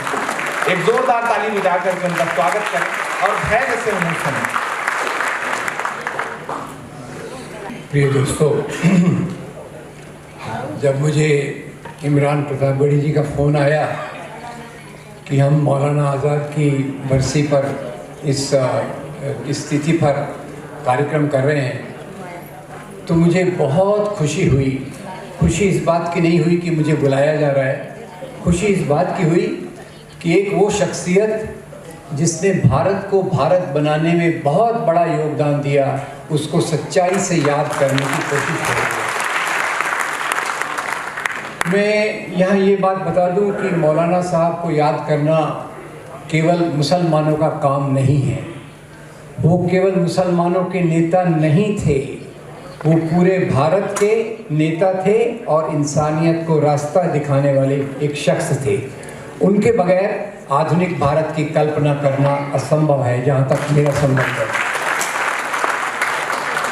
मौलाना साहब के बारे में मेरे पहले के नौजवान साथी ने बहुत अच्छे से विस्तार में सब कुछ बता दिया है। मैं केवल 2-4 बिंदुओं पर अपनी राय रखूँगा, और इस बात पर भी मैं आपका ध्यान आकर्षित करूँगा कि आज उनके खिलाफ भी एक प्रोपेगेंडा की मुहिम चालू की जा रही है, जो बहुत ख़तरनाक है हमारे देश के लिए। तो मैं बात की शुरुआत करता हूँ कि जब वो 35 साल की उम्र पर कांग्रेस के अध्यक्ष बने, इतनी कम उम्र में कांग्रेस के अध्यक्ष बने, बहुत बड़ी जिम्मेदारी थी, और वो अपने सामने देख रहे थे कि एक तरफ वो ताकतें हैं देश की आज़ादी के लिए सभी धर्मों के लोगों को जोड़कर आगे चलना चाह रही हैं। और उस समय जो सांप्रदायिक ताकतें थी, जो एक तरफ मुस्लिम लीग, एक तरफ हिंदू महासभा और आरएसएस के रूप में अभी आने वाली थी, वो ताकतें भी मौजूद थी। तो उस समय वो अपनी तकरीर में एक जो वाक्य कहते हैं वो आज भी उतना ही ज़रूरी है जितना उस समय था। और मुझे लगता है इस वाक्य को चारों तरफ हमारे आगे की राजनीति चलना चाहिए। मैं तो यहाँ तक कहूँगा, ये वाक्य के अगर हम मकसद को पूरा कर सकें तो आगे आने वाला भारत एक अच्छा भारत बन सकता है, जहाँ हम विकास की तरफ जा सकें, वास्तविक में लोगों के दुख दर्द को दूर करके एक अच्छा समाज बना सकें। तो खैर वो वाक्य क्या है? मौलाना साहब कहते हैं कि अगर आसमान से कोई फरिश्ता कुतुब मीनार पर बैठकर बोले कि मैं तुम्हें स्वराज दे देता हूँ, हिंदू मुस्लिम एकता की बात मत करो, तो सरकार न आपके धर्मगुरुओं के निर्देश से चलेगी, न मेरे धर्मगुरुओं के निर्देश से चलेगी। सरकार का काम होगा लोगों के रोटी कपड़ा मकान बिजली सड़क पानी शिक्षा स्वास्थ्य नौकरी को देखना, और धर्म का काम होगा लोगों को नैतिक रास्ता मॉरल रास्ता दिखाना। ये महात्मा गांधी और मौलाना साहब इतने महान मुसलमान और उतने ही महान इंसान, उनको भी वो भी इसी रास्ते पर चलते हुए दिखते हैं। तो इस बात को मैं फिर से अंडरलाइन करता हूँ। एक तरफ दो धार्मिक व्यक्ति पूरी तौर से सेक्युलर और पूरी तौर से बात करते हैं कि समाज में वास्तविक विकास होना चाहिए। अब मैं उस बात पे नहीं जाता कि आजकल विकास के नाम पे क्या झांसा दिया जा रहा है, लोगों की हालत कितनी खराब की जा रही है, उस बात पर मैं नहीं जा रहा, पर उनकी एक वास्तविक बात थी। और दूसरी तरफ देखिए, एक तरफ है मोहम्मद अली जिन्ना, जो खैर शुरू में तो कांग्रेस में थे, फिर बाद में जाकर वो मुस्लिम लीग के लीडर बन गए। और मैं भी बम्बई से हूँ। मुझे लगता है शायद बम्बई में मालाबार हिल पर जहाँ उनका घर था, उनको पता नहीं होगा कि यहाँ मस्जिद कहाँ है। ऐसा मजाक में कहता हूँ कि वज़ू कैसे करते हैं, नमाज कैसे पढ़ते हैं, शायद ही उनको मालूम है, वो इतने वेस्टर्नाइज थे।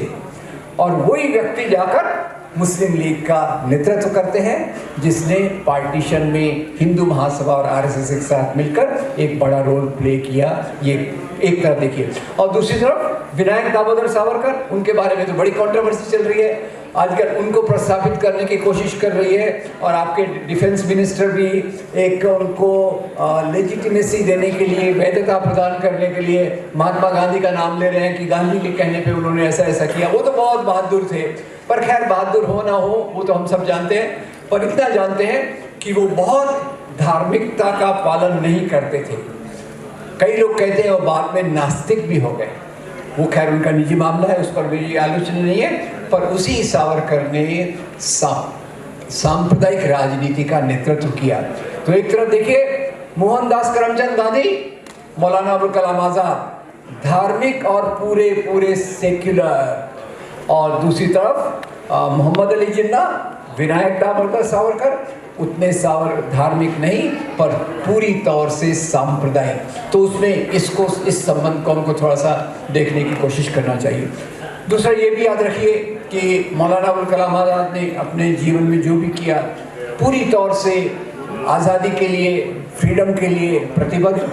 और ये बात भी याद रखिए कि 1942, इसको पहले कहा गया, उसको मैं दोहरा रहा हूँ कि 1942 क्विट इंडिया मूवमेंट, जो भारत की आज़ादी का सबसे बड़ा जन आंदोलन था, भारत की आज़ादी का जो सबसे बड़ा आंदोलन था, उस समय मौलाना अबुल कलाम आज़ाद कांग्रेस के अध्यक्ष थे, कांग्रेस के प्रेसिडेंट थे। तो कई लोग जो इस प्रकार की एक अफवाह को फैलाते हैं कि भाई जो पार्टीशन हुआ वो मुसलमानों के कारण हुआ, इससे गलत कोई बात नहीं हो सकती। और अशोक जी ने कहा है, पर फिर भी मैं उसको रेखांकित करना चाहता हूँ कि 1940 में जब मोहम्मद अली जिन्ना दावा करते हैं और ब्रिटिश उस दावे को स्वीकार करती है कि वो मुसलमानों के प्रतिनिधि हैं, तो उसी के कुछ महीनों बाद मुस्लिम नेशनल कॉन्फ्रेंस होती है। और मुस्लिम नेशनल कॉन्फ्रेंस का प्रस्ताव क्या है? मुस्लिम नेशनल कॉन्फ्रेंस की दो खास बातें मैं बताना चाहूँगा जोड़ते हुए। पहली बात तो बड़ी संख्या में आम मुसलमान मुस्लिम नेशनल कॉन्फ्रेंस में आते हैं। और दूसरा याद रखिए, उसमें एक बड़ा स्पेशल पंडाल औरतों के लिए रखा जाता है। आपको पता होगा उस समय जो सांप्रदायिक संगठन थे उसमें औरतों की ज़्यादा भागीदारी, हिस्सेदारी नहीं रहती थी, पर मुस्लिम कॉन्फ्रेंस में ये औरतों की बहुत बड़ी भागीदारी थी। और उनका प्रस्ताव ये था कि हम मुसलमान पाकिस्तान की मांग का विरोध करते हैं, क्योंकि ये पाकिस्तान की मांग हम आम लोगों के लिए, आम मुसलमानों के लिए ये आत्महत्या करने के समान होगा। अब सवाल ये उठता है, एक तरफ सच्चाई है और एक तरफ लोगों की सोच है, इसके बीच में एक बहुत गहरी दरार आ गई है। और ये गहरी दरार को अगर हम पाट सके, इस गहरी दरार को हम दूर कर सके, वही हमारी सच्ची श्रद्धांजलि होगी मौलाना अबुल कलाम आज़ाद को, महात्मा गांधी को, जवाहरलाल नेहरू को, सरदार पटेल को। क्योंकि आज जो वास्तविकता थी उसका चित्र बदलकर ऐसा प्रस्तुत किया जा रहा है कि मुस्लिम अलगाववादी होते हैं, और जबकि हम पूरा इतिहास देखें तो मौलाना अबुल कलाम आज़ाद, खान अब्दुल गफ्फार खान, रफ़ी अहमद किदवई, मदनी, कितने सारे मुस्लिम लीडर्स जो पूरी तौर से आज़ादी के आंदोलन के साथ अंग्रेज़ों के खिलाफ अंत तक संघर्ष में जारी रहे। तो खैर ये उनका एक रोल था। अब आज़ादी के बाद क्या हुआ, अभी जो नई र्यूमर्स चालू हो रही, जवाहरलाल नेहरू प्राइम मिनिस्टर, और उन्होंने मौलाना अबुल कलाम आज़ाद को एजुकेशन मिनिस्टर बनाया। अब एजुकेशन मिनिस्टर बनाने के साथ अब लोग आज कह रहे हैं कि भाई वो तो खुद कॉलेज में नहीं गए हुए थे, स्कूलों में नहीं पढ़े हुए थे, वो एजुकेशन मिनिस्टर कैसे बने। पर ख्याल कीजिए कि उनका जो ज्ञान था, उसी ज्ञान के कारण उनको अबुल कलाम कहा जाता है। अबुल कलाम का मतलब ही होता है ज्ञानी, शब्दों को पैदा करने वाला।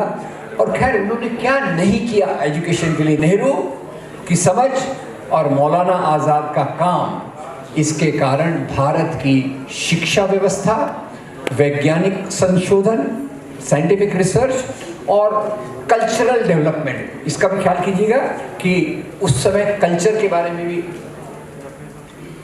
एक बहुत बड़ी बुनियाद रखी गई।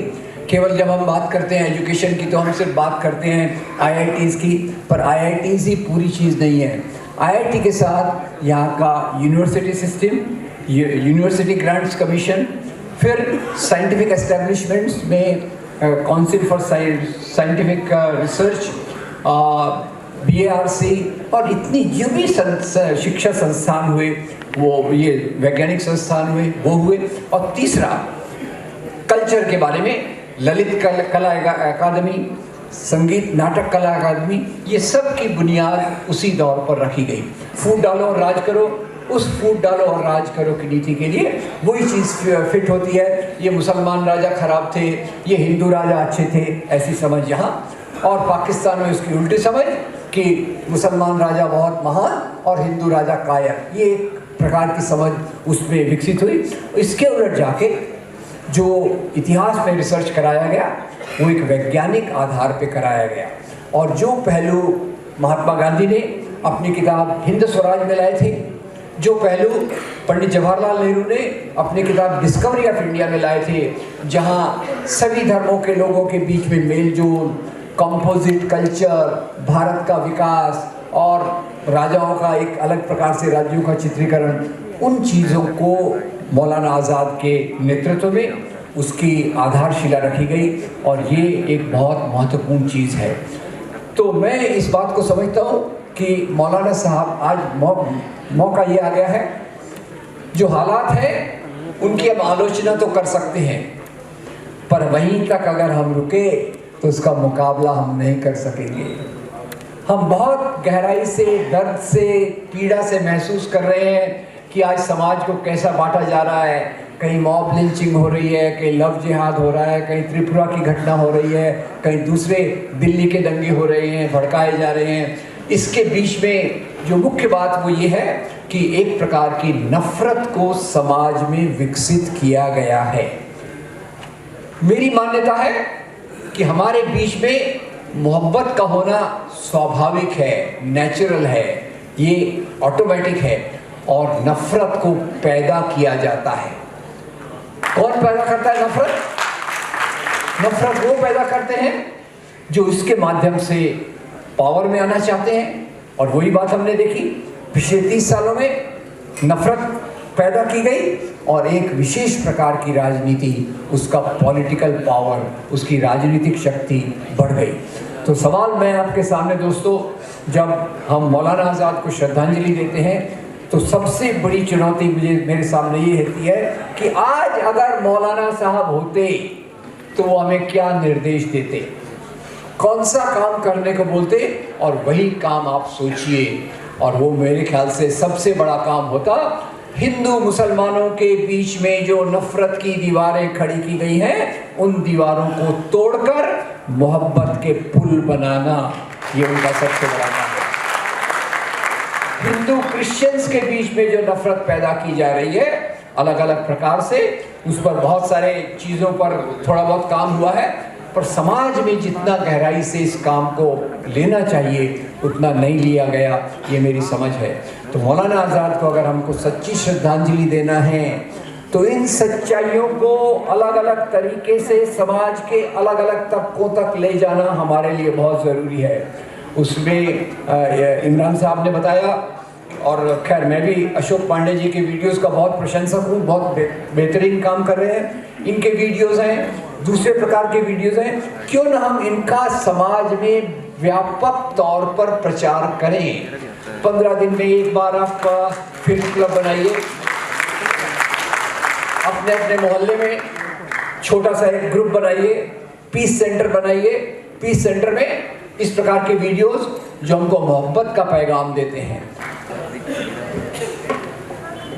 बहुत शुक्रिया आप सारे लोगों का। और राम पुनियानी जी को आपने पहले भी बहुत सुना है, यहाँ यूथ कांग्रेस के साथी बैठे हैं, एसबीआई के साथी बैठे हैं, सब ने अपने अपने यहाँ ट्रेनिंग प्रोग्रामों तक में सुना है। और राम पुनियानी जी ने एक बहुत अच्छी बात कही कि ये जो विचार हैं, ये जो बातें हैं, ये जो मोहब्बत का संदेश है, इसे ज़मीन तक ले जाने की ज़रूरत है, छोटी छोटी सभाओं तक ले जाने की ज़रूरत है। हम बड़े दावे तो नहीं करते, लेकिन मैं अल्पसंख्यक विभाग की तरफ से आज अपने मंच पर मौजूद लोगों से और सामने बैठे हुए लोगों से ये वादा कर रहा हूँ कि जो श्रृंखला हमने शुरू की है, हम इस पर ठहरेंगे नहीं।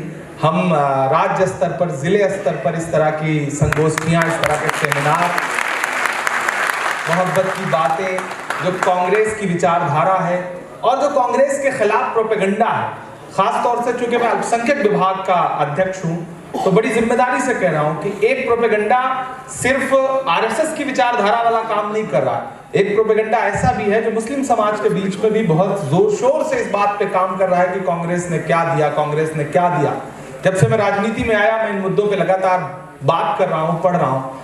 जब लोग सवाल करते हैं कांग्रेस ने क्या दिया, और जब मैं पलट के माजी की तरफ देखता हूँ तो मुझे लगता है कि कांग्रेस ने हमें डॉक्टर जाकिर हुसैन दिया, जो इस देश के पहले राष्ट्रपति बने।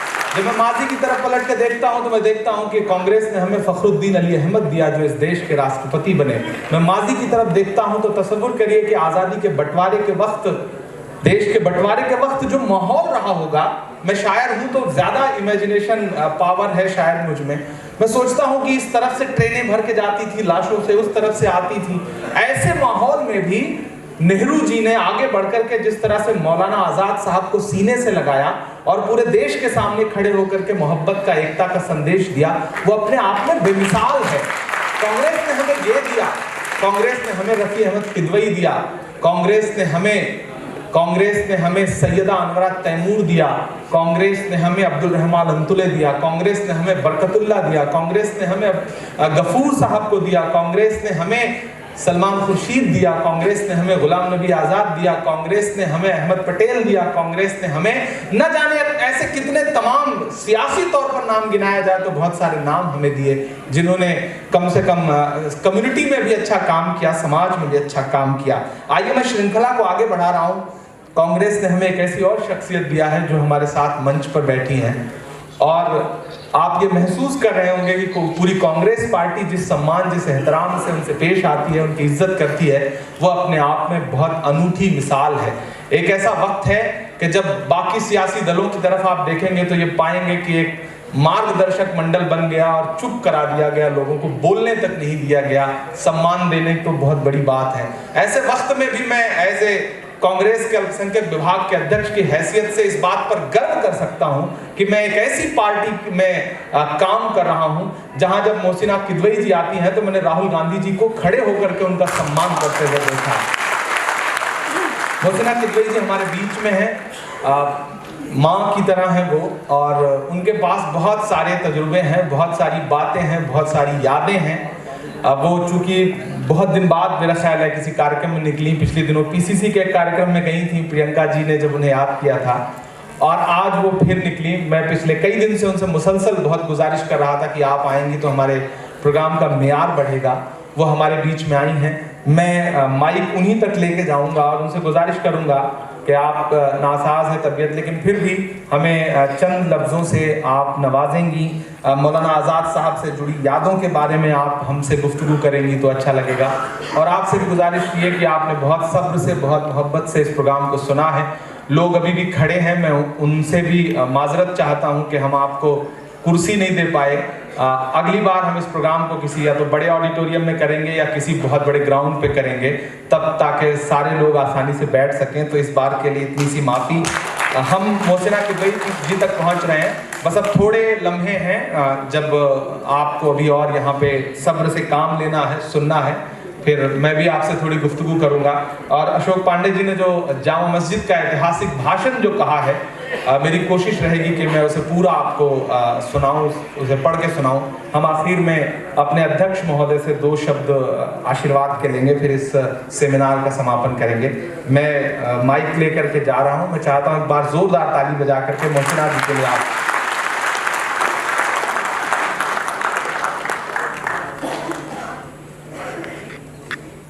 आज मैं बहुत खुश हूँ कि कांग्रेस के माइनॉरिटी डिपार्टमेंट ने ये यौम पैदाइश मौलाना का अबुल कलाम आज़ाद का बनाया, और काफ़ी लोग आप लोग यहाँ पे आए।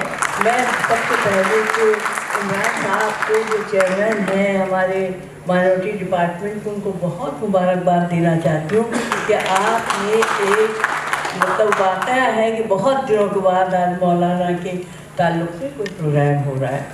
देखिए, मौलाना की शख्सियत पे बात करना, हमारे बीच में पांडे जी बैठे हैं, पुनियानी जी बैठे हैं। मैं इन लोगों से यही अर्ज़ कर रही थी कि आप जैसे लोगों की इनकी तो तकरीरें जगह जगह रिकॉर्ड बजने चाहिए, क्योंकि यही लोग हैं कि जो आज जो हमारे आपस में तफरीक पैदा हो गई है, उस तफरीक को अगर ख़त्म करने वाले कौन लोग हैं तो ऐसे ही लोग हैं कि जिनके लेख से और जिनके बातों से तो लोगों में उत्साह पैदा होता है। मौलाना आज़ाद की शख्सियत पे कुछ भी कहना मेरे ख्याल से सूरज को चिराग दिखाने की तरह से है, इसलिए कि उनकी इल्मी काबिलियत, उनकी जो उनकी तहरीरें हैं, जो उनकी तकारीर थी, मैं कहती हूँ कि अगर आप उनका सिर्फ वो गुबार खातिर पढ़ लें जो उन्होंने उनकी किताब, उनके मुख्तलिफ दोस्तों को जो उन्होंने खतूत लिखे हैं, अगर वो पढ़ लें तो उसमें मौलाना का पूरा कैरेक्टर झलकता है। और मौलाना की जो सबसे बड़ी सिफत थी, जो भी पुनियानी जी ने भी कहा और पांडे जी ने भी कहा, वो थी कि वो हिंदू मुस्लिम एकता के इतने ज़बरदस्त हामी थे कि जिसका कोई ठिकाना नहीं। उनसे बढ़ के हामी मैंने उस ज़माने का कोई देखा नहीं। गांधी जी, नेहरू जी, वो सब थे। मौलाना का जो अभी बताया पुनियानी जी ने, जो उन्होंने उनकी तकरीर बात सुनाई, ये बात सही है। उसी से आप अंदाज़ा लगा सकते हैं कि मौलाना क्या किस को थे। जो अभी पुनियानी जी ने कहा कि अगर एक आसमान से उतर के कोई फरिश्ता कुतुब मीनार से ये ऐलान करे कि आज़ादी हिंदुस्तान को मिल सकती है, लेकिन उसका शर्त ये है कि हिंदू मुसलमान से की दोस्ती से दस्तबरदार हो जाए। लेकिन मौलाना ने जो अभी पुनियानी जी ने कहा कि मौलाना को ये, उन्होंने कहा मुझे ये आज़ादी मंजूर नहीं, ये हाल आप देखिए कि ये जज्बा और ये ख्यालात उसी शख्स के हो सकते हैं कि जो बहुत बड़ा हामी हो। मेरा ख्याल है इसके पीछे ये भी था कि हमारे बुजुर्गों ने जो हिंदुस्तान का एक नक्शा देखा था, अगर आप देश का नक्शा उठा के देखिए तो उसमें अगर आप कश्मीर की तरफ जाइए तो किसकी मेजॉरिटी है? वहाँ हमारे मुस्लिम भाइयों की मेजॉरिटी। उससे ज़रा सा नीचे आ जाइए तो किसकी मेजॉरिटी है? सिखों की मेजॉरिटी है। अगर आप नॉर्थ ईस्ट में चले जाइए तो वहाँ किसकी मेजॉरिटी है? वहाँ ईसाइयों की मेजॉरिटी, हमारे ईसाई भाइयों में।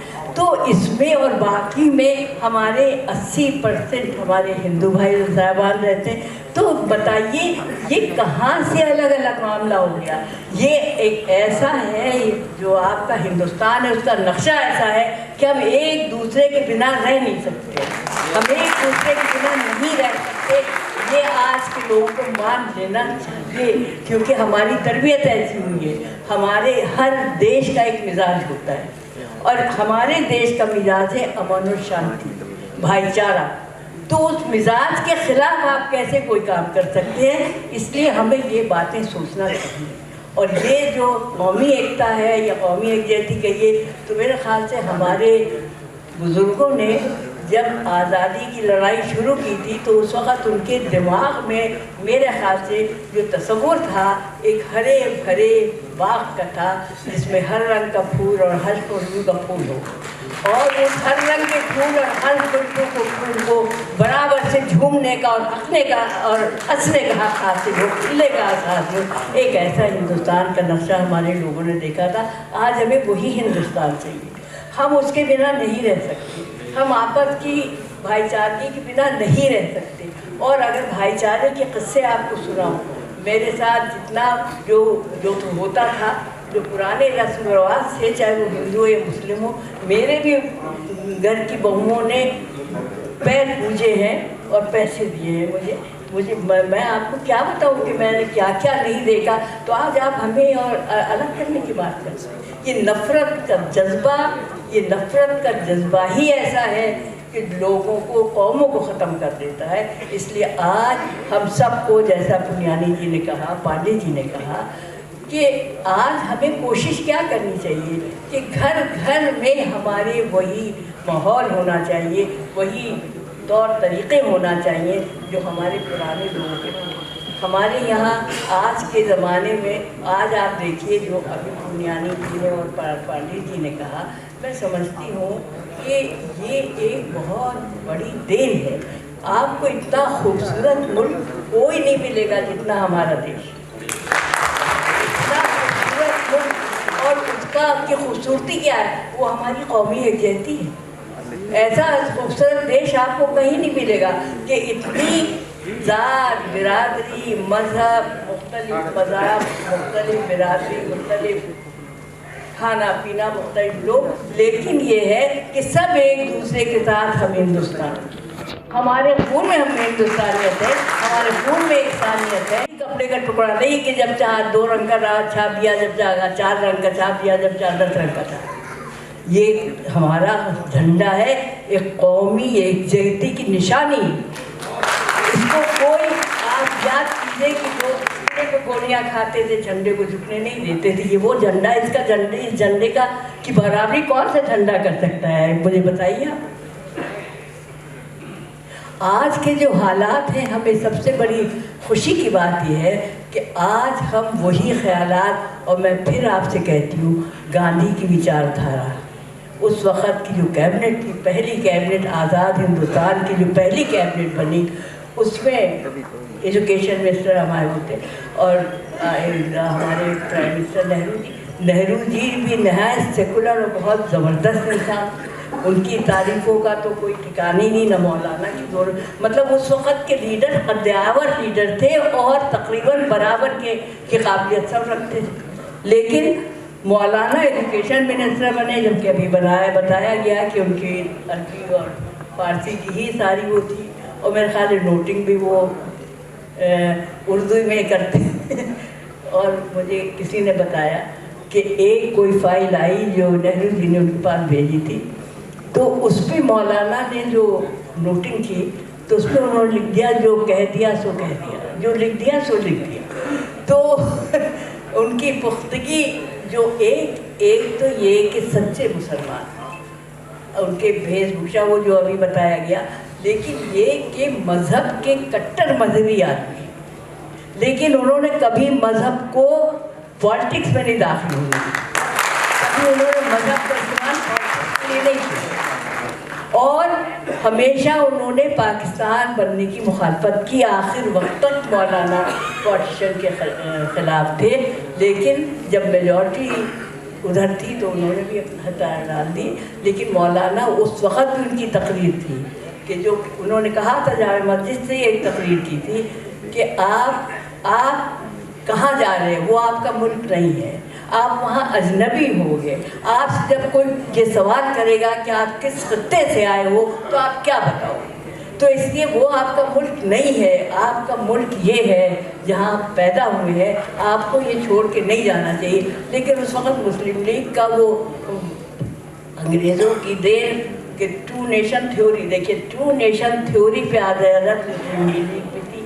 और आज के भी जो मैं समझती हूँ जिधर इशारा किया गया, उनकी भी दोनों की आधार एक टू नेशन थ्योरी पे आधारित थे, दोनों दो कौमी नज़रिए पे आधारित थे।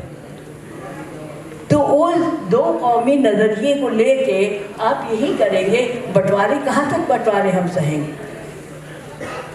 एक बंटवारा हमारे बीच में जो हुआ है वही हमसे नहीं बर्दाश्त किया नहीं जा सकता, बर्दाश्त नहीं किया जा सकता।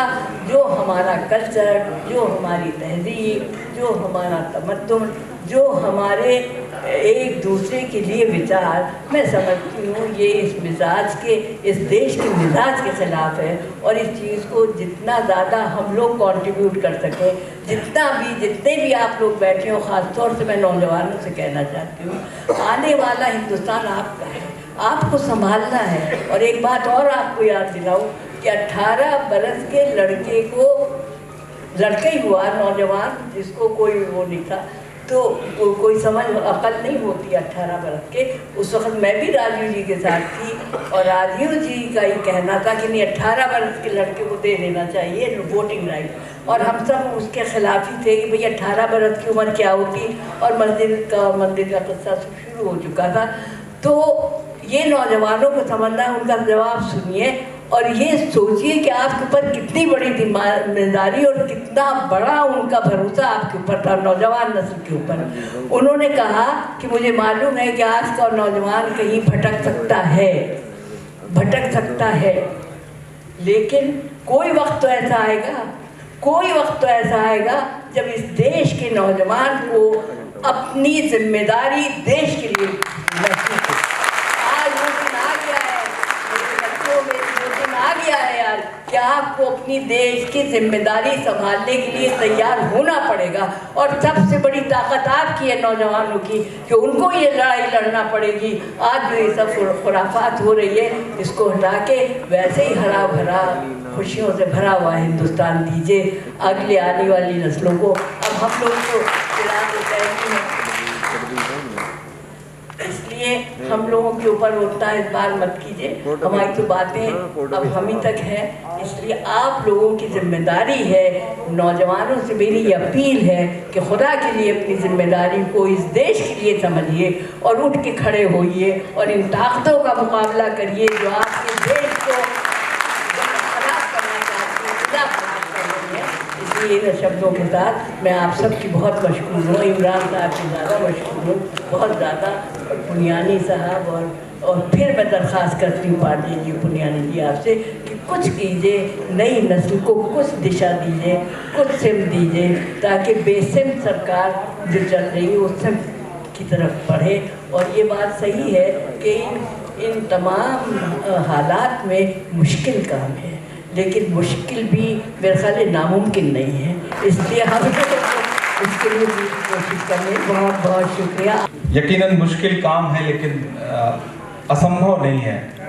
कैफी ने कभी कहा कि ये ज़मीं तब भी निगल लेने पर आमादा थी, पाँव जब टूटती शाखों से उतारे हमने।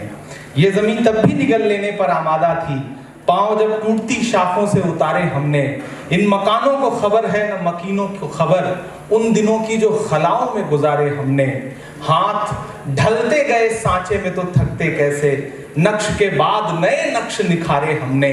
किए दीवार बुलंद और बुलंद और बुलंद, बामोदर और जरा और संवारे हमने। आंधियां तोड़ लिया करती थी शम्मों की लवें, जड़ दिए इसलिए बिजली के सितारे हमने।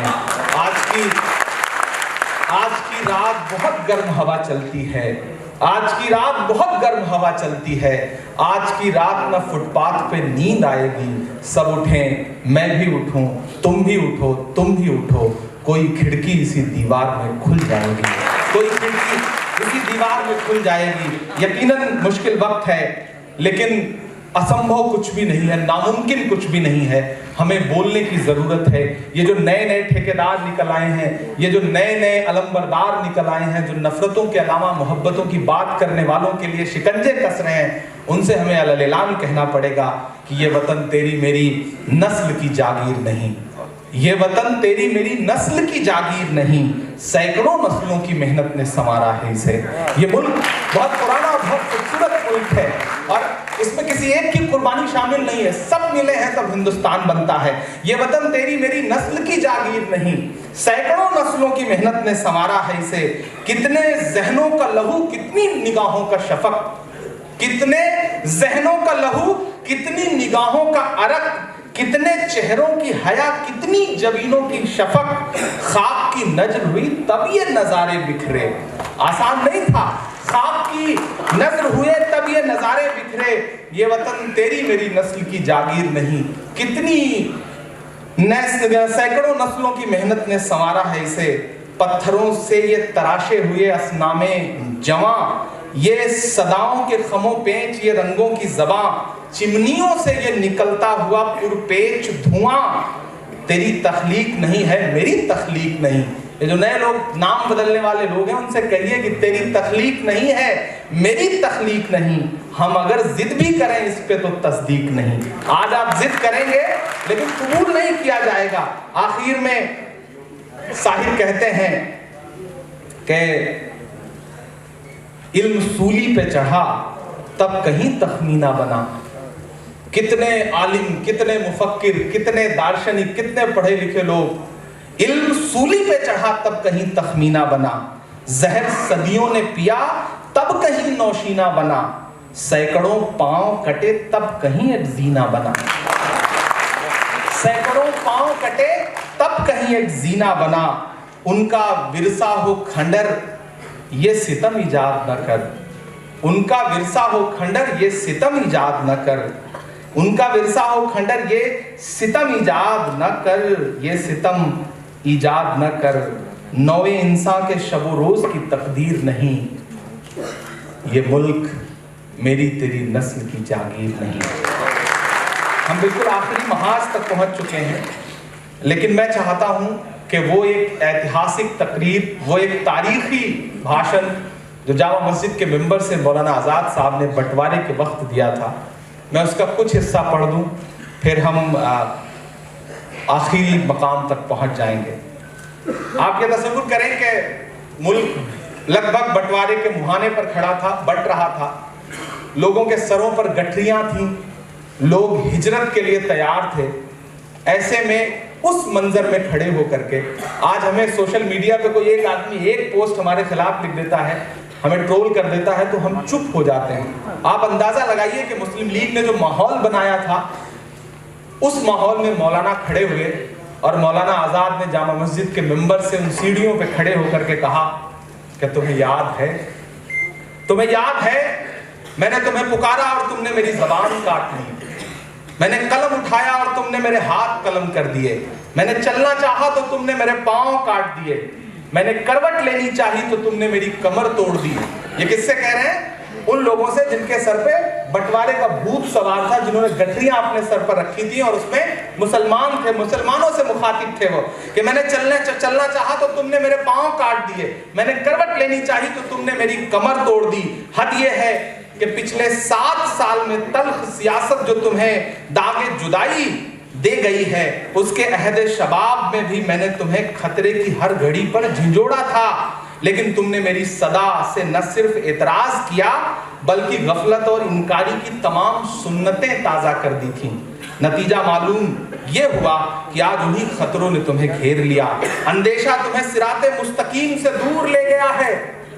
ये मौलाना आजाद अलैलान कह रहे हैं, तसव्वुर करिए कैसे माहौल में कह रहे हैं, जिसका अंदेशा तुम्हें सिराते मुस्तकीम से दूर ले गया था। सच पूछो तो अब मैं जमूद हूं, स्थिर हूं, या फिर दौरे उफ्तादा यानी कि हेल्पलेस सदा हूं, जिस सदा को कोई सुन नहीं रहा, जिस आवाज को कोई सुन नहीं रहा है, जिसने वतन में रहकर भी गरीबुल वतनी की जिंदगी गुजारी है। इसका मतलब यह नहीं कि जो मकाम मैंने पहले दिन अपने लिए चुन लिया वहां मेरे बालों पर काट दिए गए या मेरे आशियाने के लिए जगह नहीं रही, बल्कि मैं ये कहना चाहता हूं कि मेरे दामन को तुम्हारी कारगुजारियों से गिला है, मेरे दामन को तुम्हारी कारगुजारियों से गिला है। मेरा एहसास जख्मी है और मेरे दिल को सदमा है, मेरा एहसास जख्मी है और मेरे दिल को सदमा है। सोचो तो सही तुमने कौन सी राह इख्तियार की, कहां पहुंचे और अब कहां खड़े हो। क्या ये खौफ की जिंदगी नहीं और क्या तुम्हारे भरोसे में फर्क नहीं आ गया है? ये खौफ तुमने खुद ही पैदा किया है। अभी कुछ ज्यादा वक्त नहीं बीता जब मैंने तुमसे कहा था कि दो कौमों का नजरिया मर्ज़े मौत का दर्जा रखता है। टू नेशन थियरी को किस तरह से वो क्रिटिसाइज कर रहे हैं, पाकिस्तान के बनने को किस तरह से क्रिटिसाइज कर रहे हैं, कि अभी कुछ ज्यादा वक्त नहीं बीता जब मैंने तुम्हें कहा था कि दो कौमों का नजरिया मर्ज़े मौत का दर्जा रखता है, इसको छोड़ दो। जिन पर आपने भरोसा किया था वो भरोसा बहुत तेजी से टूट रहा है, लेकिन तुमने सुनी को अनसुनी कर दिया था, सब बराबर कर दिया था और ये ना सोचा कि वक्त और उसकी रफ्तार तुम्हारे लिए अपना वजूद नहीं बदल सकते। वक्त की रफ्तार थमी नहीं, तुम देख रहे हो जिन सहारों पर तुम्हें भरोसा था, यानी कि वो लोग जो उस मूवमेंट को चला रहे थे, जिन सहारों पर तुम्हें भरोसा था वो तुम्हें लावारिस समझकर तकदीर के हवाले कर गए हैं। वो तकदीर जो तुम्हारी दिमागी मंशा से जुड़ी है। ये ठीक है कि वक्त ने तुम्हारी ख्वाहिशों के मुताबिक अंगड़ाई नहीं ली, ये ठीक है कि वक्त ने तुम्हारी ख्वाहिशों के मुताबिक अंगड़ाई नहीं ली, बल्कि उसने कौम के पैदाइशी हक के एहतराम में करवट बदली है। और यही वो इनकलाब है जिसकी एक करवट ने तुम्हें बहुत हद तक खौफजदा कर दिया है। तुम ख्याल करते हो तुमसे अच्छी कोई शय छिन गई है और उसकी जगह कोई बुरी शय आ गई है। हाँ, तुम्हारी बेकरारी इसलिए है कि तुमने अपने आप को अच्छी शय के लिए तैयार नहीं किया था और बुरी शय को अपना समझ रखा था। मेरा मतलब गैर मुल्की गुलामी से है, जिसके हाथों तुमने मुद्दतों खिलौना बनकर जिंदगी गुजार ली। एक वक्त था जब तुम किसी जंग के आगाज की फिक्र में थे और आज उसी जंग के अंजाम से परेशान हो। आखिर तुम्हारी इस हालत पर क्या कहूँ। इधर अभी सफर की जुस्तजू खत्म नहीं हुई और उधर गुमराही का खतरा भी आ गया। आप अंदाजा लगाइए मौलाना साहब की जबान कितनी खूबसूरत थी, कितनी अच्छी उर्दू बोलते थे, कितने अच्छे मुकर्रिर थे वो। अब हिंदुस्तान की सियासत का रुख बदल रहा है, बदल चुका है। मुस्लिम लीग के लिए यहाँ कोई जगह नहीं है। मौलाना अलल ऐलान कह रहे हैं कि मुस्लिम लीग के लिए अब यहाँ कोई जगह नहीं है। अब ये हमारे दिमागों पर है कि हम अच्छे अंदाज़े फिक्र में सोच भी सकते हैं या नहीं। इसी ख्याल से मैंने नवंबर के दूसरे हफ्ते में हिंदुस्तान के मुसलमान रहनुमाओं को दिल्ली में बुलाने का न्योता दिया है। मैं तुमको यकीन दिलाता हूँ हमको हमारे सिवा कोई फायदा नहीं पहुँचा सकता। मैंने तुम्हें हमेशा कहा और आज फिर कहता हूँ कि नफरत का रास्ता छोड़ दो, शक से हाथ उठा लो और बदअमली को त्याग दो। ये तीन धार का अनोखा खंजर लोहे की उस दोधारी तलवार की तरह है जिसके घाव की कहानियां मैंने तुम्हारे नौजवानों की ज़बानी सुनी है। ये फरार की जिंदगी जो तुमने हिजरत के नाम पर इख्तियार की है उस पर गौर करो, तुम्हें महसूस होगा कि ये गलत है। अजीजों, अपने अंदर एक बुनियादी तब्दीली पैदा करो। जिस तरह आज से कुछ अरसे पहले तुम्हारे जोशो खरोश बेजा थे, उसी तरह से आज तुम्हारा खौफ भी बेजा है। मुसलमान और बुज़दिली या मुसलमान और इश्ताल एक जगह जमा नहीं हो सकते। सच्चे मुसलमान को कोई ताकत हिला नहीं सकती और न कोई खौफ डरा सकता है। चंद इंसानी चेहरों के गायब हो जाने से डरो नहीं। उन्होंने तुम्हें जाने के लिए इकट्ठा किया था, आज उन्होंने तुम्हारे हाथ में से अपना हाथ खींच लिया। वो जिन्ना को क्रिटिसाइज करते हुए कह रहे हैं कि आज उन्होंने तुम्हारे हाथ में से अपना हाथ खींच लिया है, तो ये ताज्जुब की बात नहीं है। ये देखो तुम्हारे दिल तो उनके साथ रुखसत नहीं हो गए हैं। अगर अभी तक दिल तुम्हारे पास है तो उसको अपने दिल को खुदा की जलवागाह बनाओ, खुदा की जलवागाह बनाओ। मैं कलाम में तकरार का आदी नहीं हूं, लेकिन मुझे तुम्हारे लिए बार बार कहना पड़ रहा है। तीसरी ताकत अपने घमंड की गठरी उठाकर रुखसत हो चुकी है। तीसरी ताकत मतलब जो बंटवारे की बात, यानी बंटवारे के अलावा जो अंग्रेज थे वो रुखसत हो चुके हैं। तीसरी ताकत अपने घमंड की गठरी उठाकर रुखसत हो चुकी है और नया सांचा ढल रहा है। अब अगर अब भी तुम्हारे दिलों का मामला बदला नहीं और दिमागों की चुभन कम नहीं हुई तो फिर हालत दूसरी होगी। लेकिन अगर वाकई तुम्हारे अंदर सच्ची तब्दीली की ख्वाहिश पैदा हो गई है तो फिर इस तरह बदलो जिस तरह तारीख ने अपने को बदल लिया है। आज भी हम ऐसे दौरे इंकलाब को पूरा कर चुके हैं, हमारे मुल्क की तारीख में कुछ सफ़े पन्ने खाली हैं और हम उन सफ़ों में तारीख के उन्वान बन सकते हैं, मगर शर्त यह है कि हम उसके लिए तैयार हों। और आखिर में जो बात कहते हैं वो ज्यादा अहम है, वो ज्यादा बोलने की है। आपको ये याद रखना चाहिए कि दुनिया में हर जिम्मेदारी के तकाजे हैं और वो तकाजे पूरे करने पड़ते हैं। दुनिया में ठोकरें उन्हीं को लगती हैं जो चलते हैं, दुनिया में ठोकरें उन्हीं को लगती हैं जो चलते हैं। जो पांव तोड़कर बैठ जाते हैं उन्हें कभी ठोकर नहीं लगती।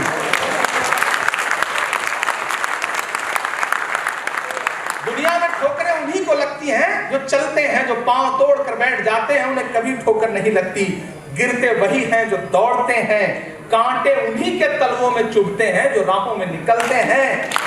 कल जब तक की आजादी हमारे हाथ में न थी, कल जब तक की आजादी हमारे हाथ में न थी, आपके मुल्क का क्या हाल था? वो अपनी किस्मत का मालिक नहीं था, उसकी किस्मत दूसरों के हाथ में थी। आपका अमन भी आपके कब्जे में न था, आपकी बेअमनी भी आपके कब्जे में न थी। जब कभी मुल्क में बदअमनी होती थी तो आप अपनी तरफ नहीं देखते थे बल्कि उनकी तरफ देखते थे। जब आपको कोई तकलीफ और परेशानी होती थी तो आप मजबूर होते थे कि आप उनकी तरफ हाथ बढ़ाएं, लेकिन आज वो नहीं है। आज अपनी किस्मत के आप खुद मालिक हैं और आप अगर मालिक हैं और मैदान में खड़े हुए हैं तो याद रखिए कि तरह तरह की आजमाइशें भी पेश आएंगी। कोई भी नहीं चाहता अपने को आजमाइशों में डालना, कोई भी नहीं चाहता कि अपने को दुखों में डाले, लेकिन हमने जिम्मेदारी का बोझ उठाया है तो तरह तरह की परेशानियां हमें पेश आएंगी। अगर हम मैदान में दौड़ रहे हैं तो कदम कदम पर हमें ठोकरों से दो चार होना पड़ेगा। उससे हमें घबराना नहीं चाहिए, उससे हमें उकताना नहीं चाहिए, बल्कि मर्द बनकर हमें उन जिम्मेदारियों को उठाना चाहिए, उनका मुकाबला करना चाहिए। अगर एक जिंदा इंसान है और उसकी रगों में गर्म और जिंदा खून दौड़ रहा है तब उसके लिए बीमारियां भी हैं, ठोकरें भी हैं, मुसीबतें भी हैं, परेशानियां भी हैं। तो जिंदगी का मानी भी यही है कि हम बोझ उठाएं और बोझ इस तरह ना उठाएं कि घबराए हुए उठाएं, बल्कि मर्दों की तरह हिम्मत से उठाएं। अजीजों, ये फरार की जिंदगी तुमने हिजरत के मुकद्दस नाम पर अख्तियार की है, उस पर गौर करो, अपने दिलों को मजबूत बनाओ और अपने सोचने की आदत को बदल डालो। ये देखो, जामा मस्जिद की बुलंद मीनारे तुमसे उचक उचक कर कहते हैं कि तुमने अपने तवारीख के सफहात कहां गुम कर दिए। अभी कल की बात है, यमुना के किनारे पर तुम्हारे काफिलों ने वजू किया था और आज तुम हो कि यहां रहते हुए खौफ महसूस करते हो। ये देखो, जामा मस्जिद के मिनारे उचक उचक कर तुमसे कहते हैं कि तुमने अपने तारीख के सफहात कहां गुम कर दिए। अभी कल की बात है कि यमुना के किनारे तुम्हारे काफिलों ने वजू किया था और आज तुम हो कि तुम यहां रहते हुए खौफ महसूस करते हो। आज जलजलों से डरते हो, कभी तुम खुद जलजला थे। आज जलजलों से डरते हो, कभी तुम खुद जलजला थे। आज अंधेरे से कांपते हो, क्या तुम्हें याद नहीं कि तुम्हारा वजूद एक उजाला था? क्या तुम्हें याद नहीं कि तुम्हारा वजूद एक उजाला था?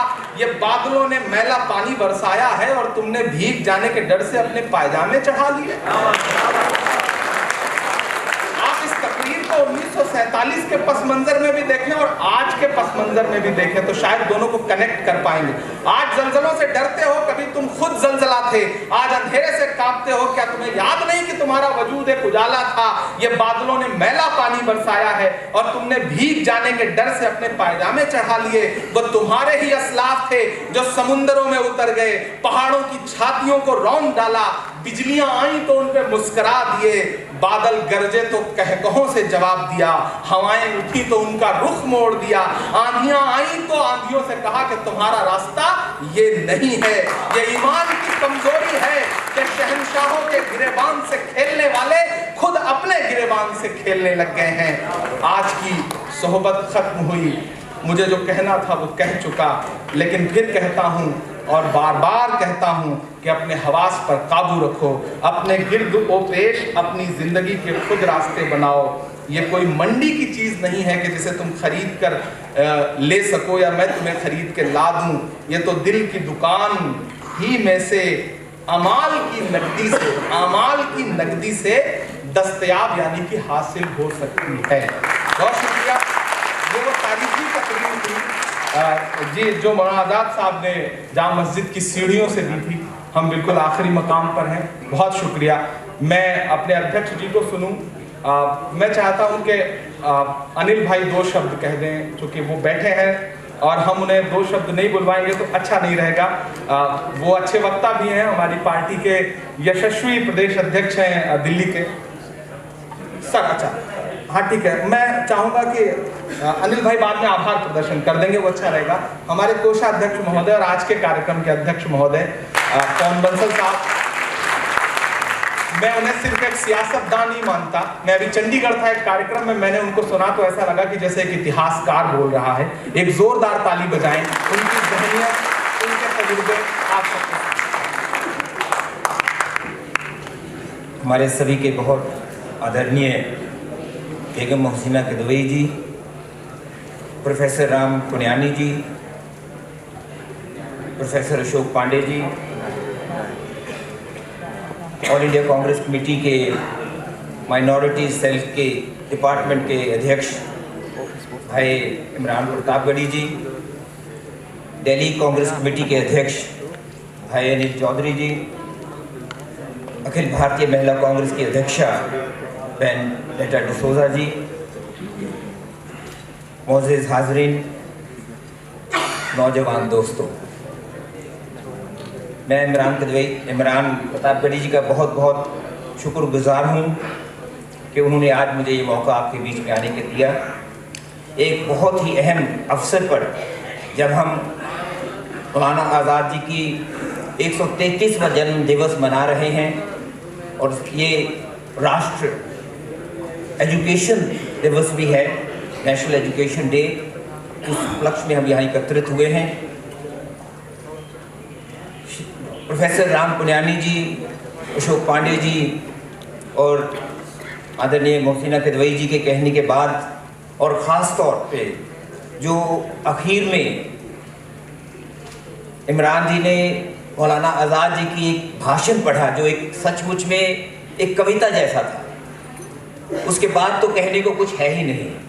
लेकिन ये भी एक औपचारिकता है, बेशक जल्दी जाना चाहता था, बहुत देर से बहुत दूर जाना है, इसीलिए क्षमा चाहता हूँ कि अनिल चौधरी जी को बुलाया और आपके सामने मैं आ गया।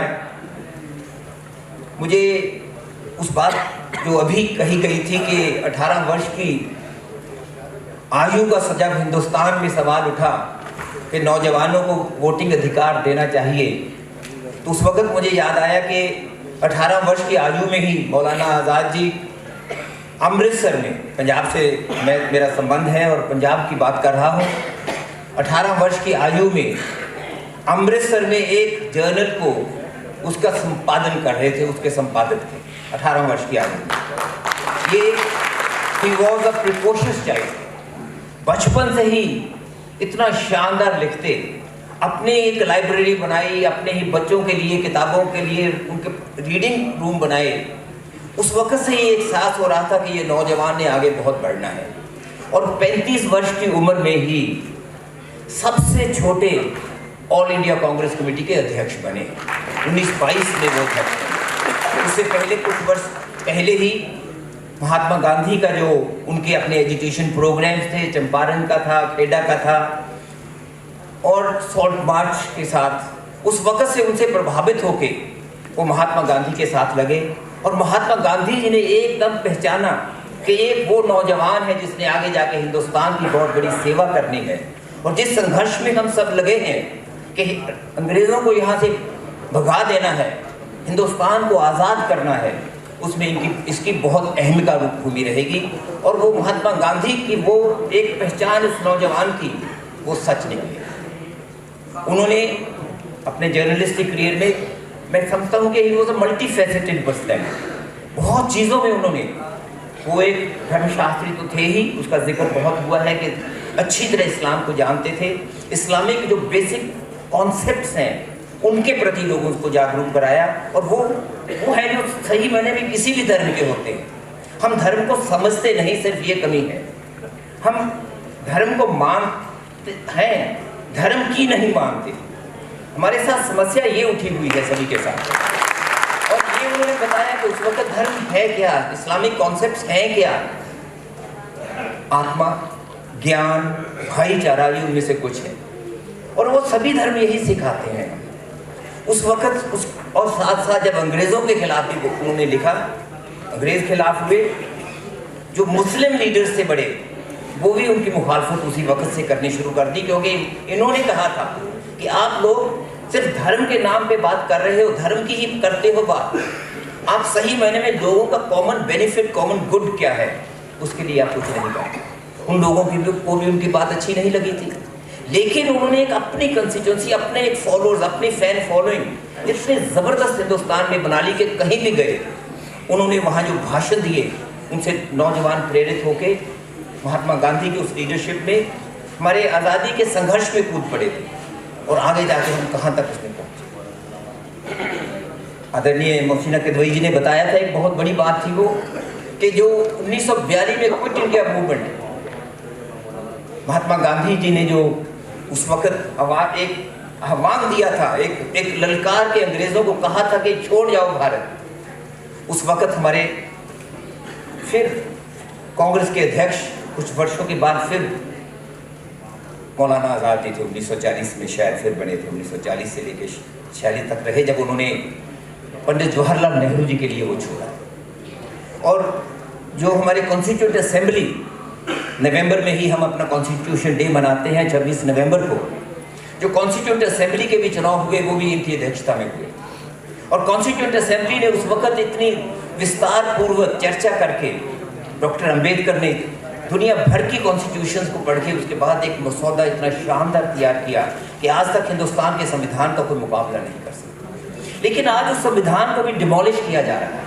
उस संविधान की जो हमारी बेसिक वैल्यूज़ हैं, मैं उनका जिक्र समय के कारण, आपके समय और अपने का कारण की बात नहीं करना चाहता। बेशक माइक एक ऐसी कमी है कि पॉलिटिशियन के आगे ये आ जाए तो पॉलिटिशियन भूल जाता है, दूसरों की भी कन्वीनियंस और लगा रहता है। मैं किसी और कारण जल्दी भागना भी चाहता हूँ, तो उसका मैं ज़्यादा जिक्र नहीं करना चाहता। सिर्फ ये कहना चाहता हूँ कि आज संविधान पे भी जो प्रहार हो रहा है, उस पर भी जो अटैक हो रहे हैं, आज मैं समझता हूँ हम सही श्रद्धांजलि मौलाना आज़ाद साहब को वो देंगे कि हम संविधान के लिए लड़े।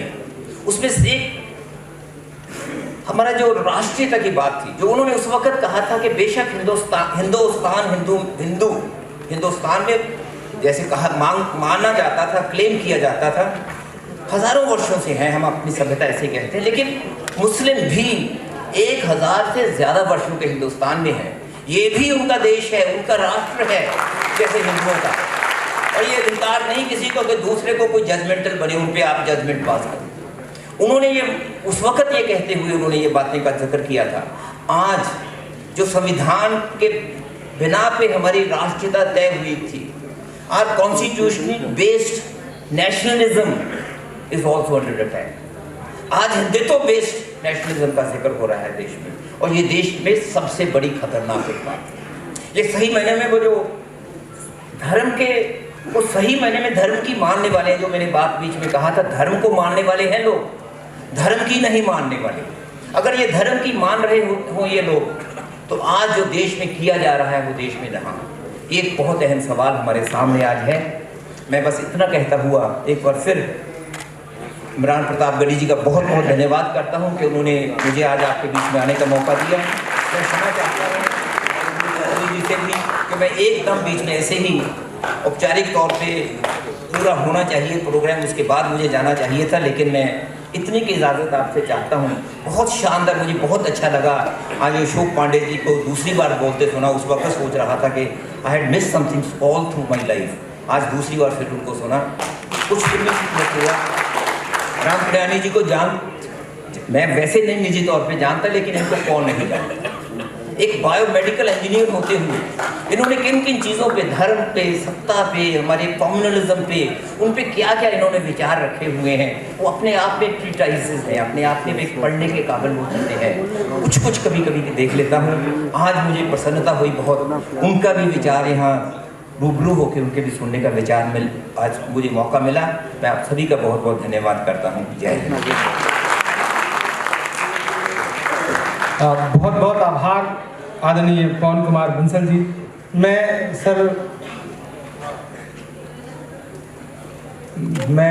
हमारे पास आपके लिए एक अंगवस्त्र है, लेकिन अब मैं उसे ऑफिस लेके आ जाऊंगा क्योंकि आपको जल्दी जाना है, तो हमारे पदाधिकारी उन्हें छोड़ करके आए। देखिए, मौलाना आज़ाद साहब की शख्सियत, हम आखिरी मकाम पर पहुंच चुके हैं। मैं जब अभी उनके बीच में मैं जब उन पर थोड़ा पढ़ रहा था, उनके बारे में जान रहा था, तो आप अंदाज़ा लगाइए उनका नाम मौलाना से शुरू होता है। और इस देश में IIT हो, IIM हो और UGC जैसी संस्थाएं हों, जिनके बारे में ये कहा जाता है कि बड़े बौद्धिक और बड़े ऐसे लोग जो बहुत दूरदर्शिता रखते हैं, वो उन्होंने अपने शिक्षा मंत्री रहते हुए स्थापित की। और आप इस तरफ देख रहे थे कि संगीत नाटक अकादमी 1953 में उनके रहते हुए स्थापित हुई, साहित्य अकादमी 1954 में और ललित कला अकादमी 1954 में उनके रहते हुए, उनके शिक्षा मंत्री रहते हुए इस देश में स्थापित हुई। कितनी बड़ी बात है। लेकिन आखिर में वही बात आ जाती है जो आज के इस कार्यक्रम का निचोड़ है कि कोई मौलाना आज़ाद ये सब कैसे कर पाता है, कोई मौलाना आज़ाद कैसे इतनी बड़ी शख्सियत बन पाता है। तो मैं आपसे बहुत जिम्मेदारी से एक बात कह रहा हूँ। किसी का एक शेर है कि हर वफा जिंदे जावेद नहीं होती है, दिल का हर जख्म कहीं दिल का कमल बनता है। जब शहंशाह भी हो, इश्क भी हो, दौलत भी, तब कहीं जाके कोई ताजमहल बनता है। कोई मौलाना आज़ाद कैसे बन पाता है? मैं कह रहा हूँ अल्लाह ऐलान कि कोई मौलाना आज़ाद तब बन पाता है जब कोई महात्मा गांधी उसे मिलता है, कोई पंडित जवाहरलाल नेहरू उसे मिलता है, तब जाकर के कोई ऐसी शख्सियत बहुत बड़ी और बहुत बड़ी बन पाती है। मैं इस पूरे एपिसोड में, इस पूरे बहस में, पूरे इस सेमिनार में एक बात मैं कहूंगा कि जितना मैं लगातार मौलाना आज़ाद साहब को पढ़ रहा हूं, उतना ही मेरे दिल में पंडित जवाहरलाल नेहरू जी के लिए सम्मान बढ़ता जा रहा है। क्योंकि पंडित जवाहरलाल नेहरू जी ने जो स्पेस दिया अपनी कैबिनेट में मौलाना आज़ाद साहब को काम करने के लिए, वो अद्भुत है। और ऐसी ऐसी नज़ीरें हैं, ऐसे ऐसे उदाहरण हैं कि लोग कहते हैं कि इतना एहतराम करते थे पंडित नेहरू जी, इतना सम्मान करते थे कि जब तक बैठ नहीं जाते तो खुद नहीं बैठते थे, कहते नहीं मौलाना बैठे तब बैठते हैं। वो ऐसी बॉन्डिंग थी, ऐसी अंडरस्टैंडिंग थी जो आज के दौर में सियासत में भी, समाज में भी बहुत कम होती जा रही है। मुझे खुशी है कि जो नेहरू जी की परंपरा थी, उस परंपरा को इस देश में अगर कोई आगे बढ़ा रहा है तो वो आज हमारे नेता राहुल गांधी जी आगे बढ़ा रहे हैं। जो विनम्रता, जो सादगी, मैं अक्सर मंचों में यह बात कह रहा हूं कि नेहरू जी ने कहा था कि मेरी राख जो है वो भारत भर में बिखेर देना, मैं यहाँ की मिट्टी में मिलना चाहता हूं। और आज जब मैं राहुल जी को देखता हूं और उन्हें संघर्ष करते हुए और देश के कोने कोने में जा करके लड़ते हुए देखता हूं, तो मुझे लगता है कि नेहरू जी ने कहा था कि मुझे भारत भर में बिखेर दो। और राहुल जी ऐसा लग रहा है जैसे पूरे भारत भर को खुद में आत्मसात कर रहे हो, अपने अंदर समाहित कर रहे हो। ये बहुत अलग तरह का कॉन्सेप्ट है। मैं एक नए नेहरू को इस देश में पैदा होते हुए देख रहा हूं, उस विचारधारा और उसी शक्ल के साथ। इस देश को न जाने कितने मौलाना आज़ाद की जरूरत है, न जाने कितने पंडित नेहरू जी की जरूरत है, न जाने कितने ऐसे तमाम बड़े लोगों की जरूरत है ताकि देश आगे बढ़ सके। मैं अपने दिल्ली के प्रदेश अध्यक्ष और बड़े भाई से कोई भाषण नहीं बल्कि चाह रहा हूं कि दिल्ली आपकी है, दिल्ली के लोग हैं साथ में बैठे हुए, आप आभार प्रदर्शित भी कर दें, अपनी बात भी रख दें। उसके बाद हम अपने मेहमानों को एक एक शॉल भेंट करेंगे, फिर हम आपके सभा को राष्ट्र गान से इस सभा की समाप्ति करेंगे। मैं बुला रहा हूं अनिल चौधरी जी।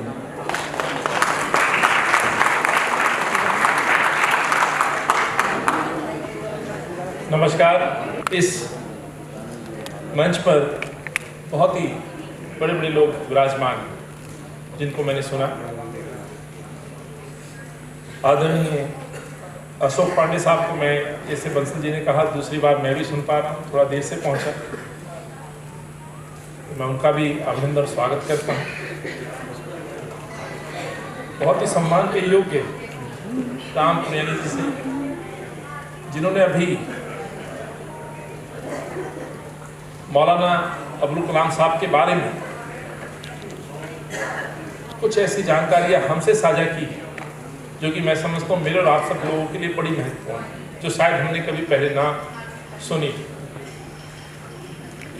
इस मंच पर मेरी बहन महिला कांग्रेस के अध्यक्ष नीता डिसूजा जी भी मौजूद हैं,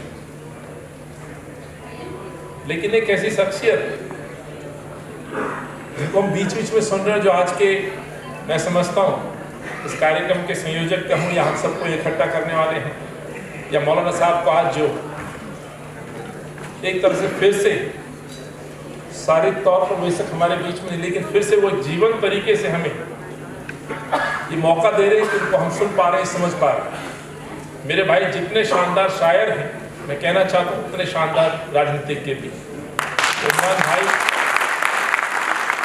आपकी जो खूबसूरती है, अपनी बात को जो कहने का तरीका है, वो किसी से छुपा नहीं। और जितने लोग यहाँ मौजूद हैं, मेरे बुजुर्ग, मेरी मातृशक्ति, नौजवान काफ़ी तादाद में है, माइनॉरिटी के मेरे अल्पसंख्यक डिपार्टमेंट के पदाधिकारीगण, कई महत्वपूर्ण शख्सियत हैं। आफ्ताब भाई यहाँ बैठे हैं, हमारे MLA हैं, बहुत पुराना परिवार है। पवन बंसल जी अभी गए हैं, मैं उनका भी आभार व्यक्त करता हूँ। आदरणीय शक्ति सिंह गोयल साहब भी सम्मिलित हुए, उन्होंने भी अपनी बात रखी होगी, मैं उनको सुन तो नहीं पाया। साथियों, इतना सब कुछ जब हम सब लोगों के सामने अबुल कलाम साहब की बातें जब रखी जाएं, तो मैं नहीं समझता कि मेरे जैसे व्यक्ति पे कुछ उनके बारे में कहने के लिए बचा। लेकिन इमरान भाई ने जो लास्ट में 2-3 बातें कही है, मैं वही सोच रहा था कि जिस मंच पे मौलाना साहब की पिक्चर के दाएं और बाएं बाजू पे कुछ चीज़ें लिखी, उनकी जो उपलब्धियां हैं, जिसमें खास तौर से संगीत नाटक अकादमी है, साहित्य अकादमी है, ये ललित कला अकादमी है।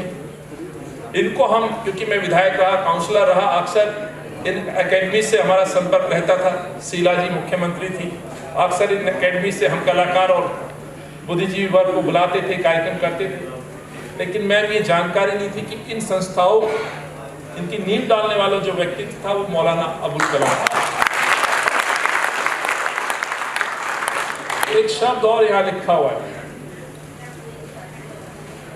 रोंगटे खड़े हो जाते हैं जब ऐसे व्यक्ति के बारे में कुछ बोला जाए और सुनने के बाद कि भारत रत्न। माफ करिएगा, ये रत्न की उपाधि बाद में मिली होगी, पहले उन्होंने वो कर्म किए थे।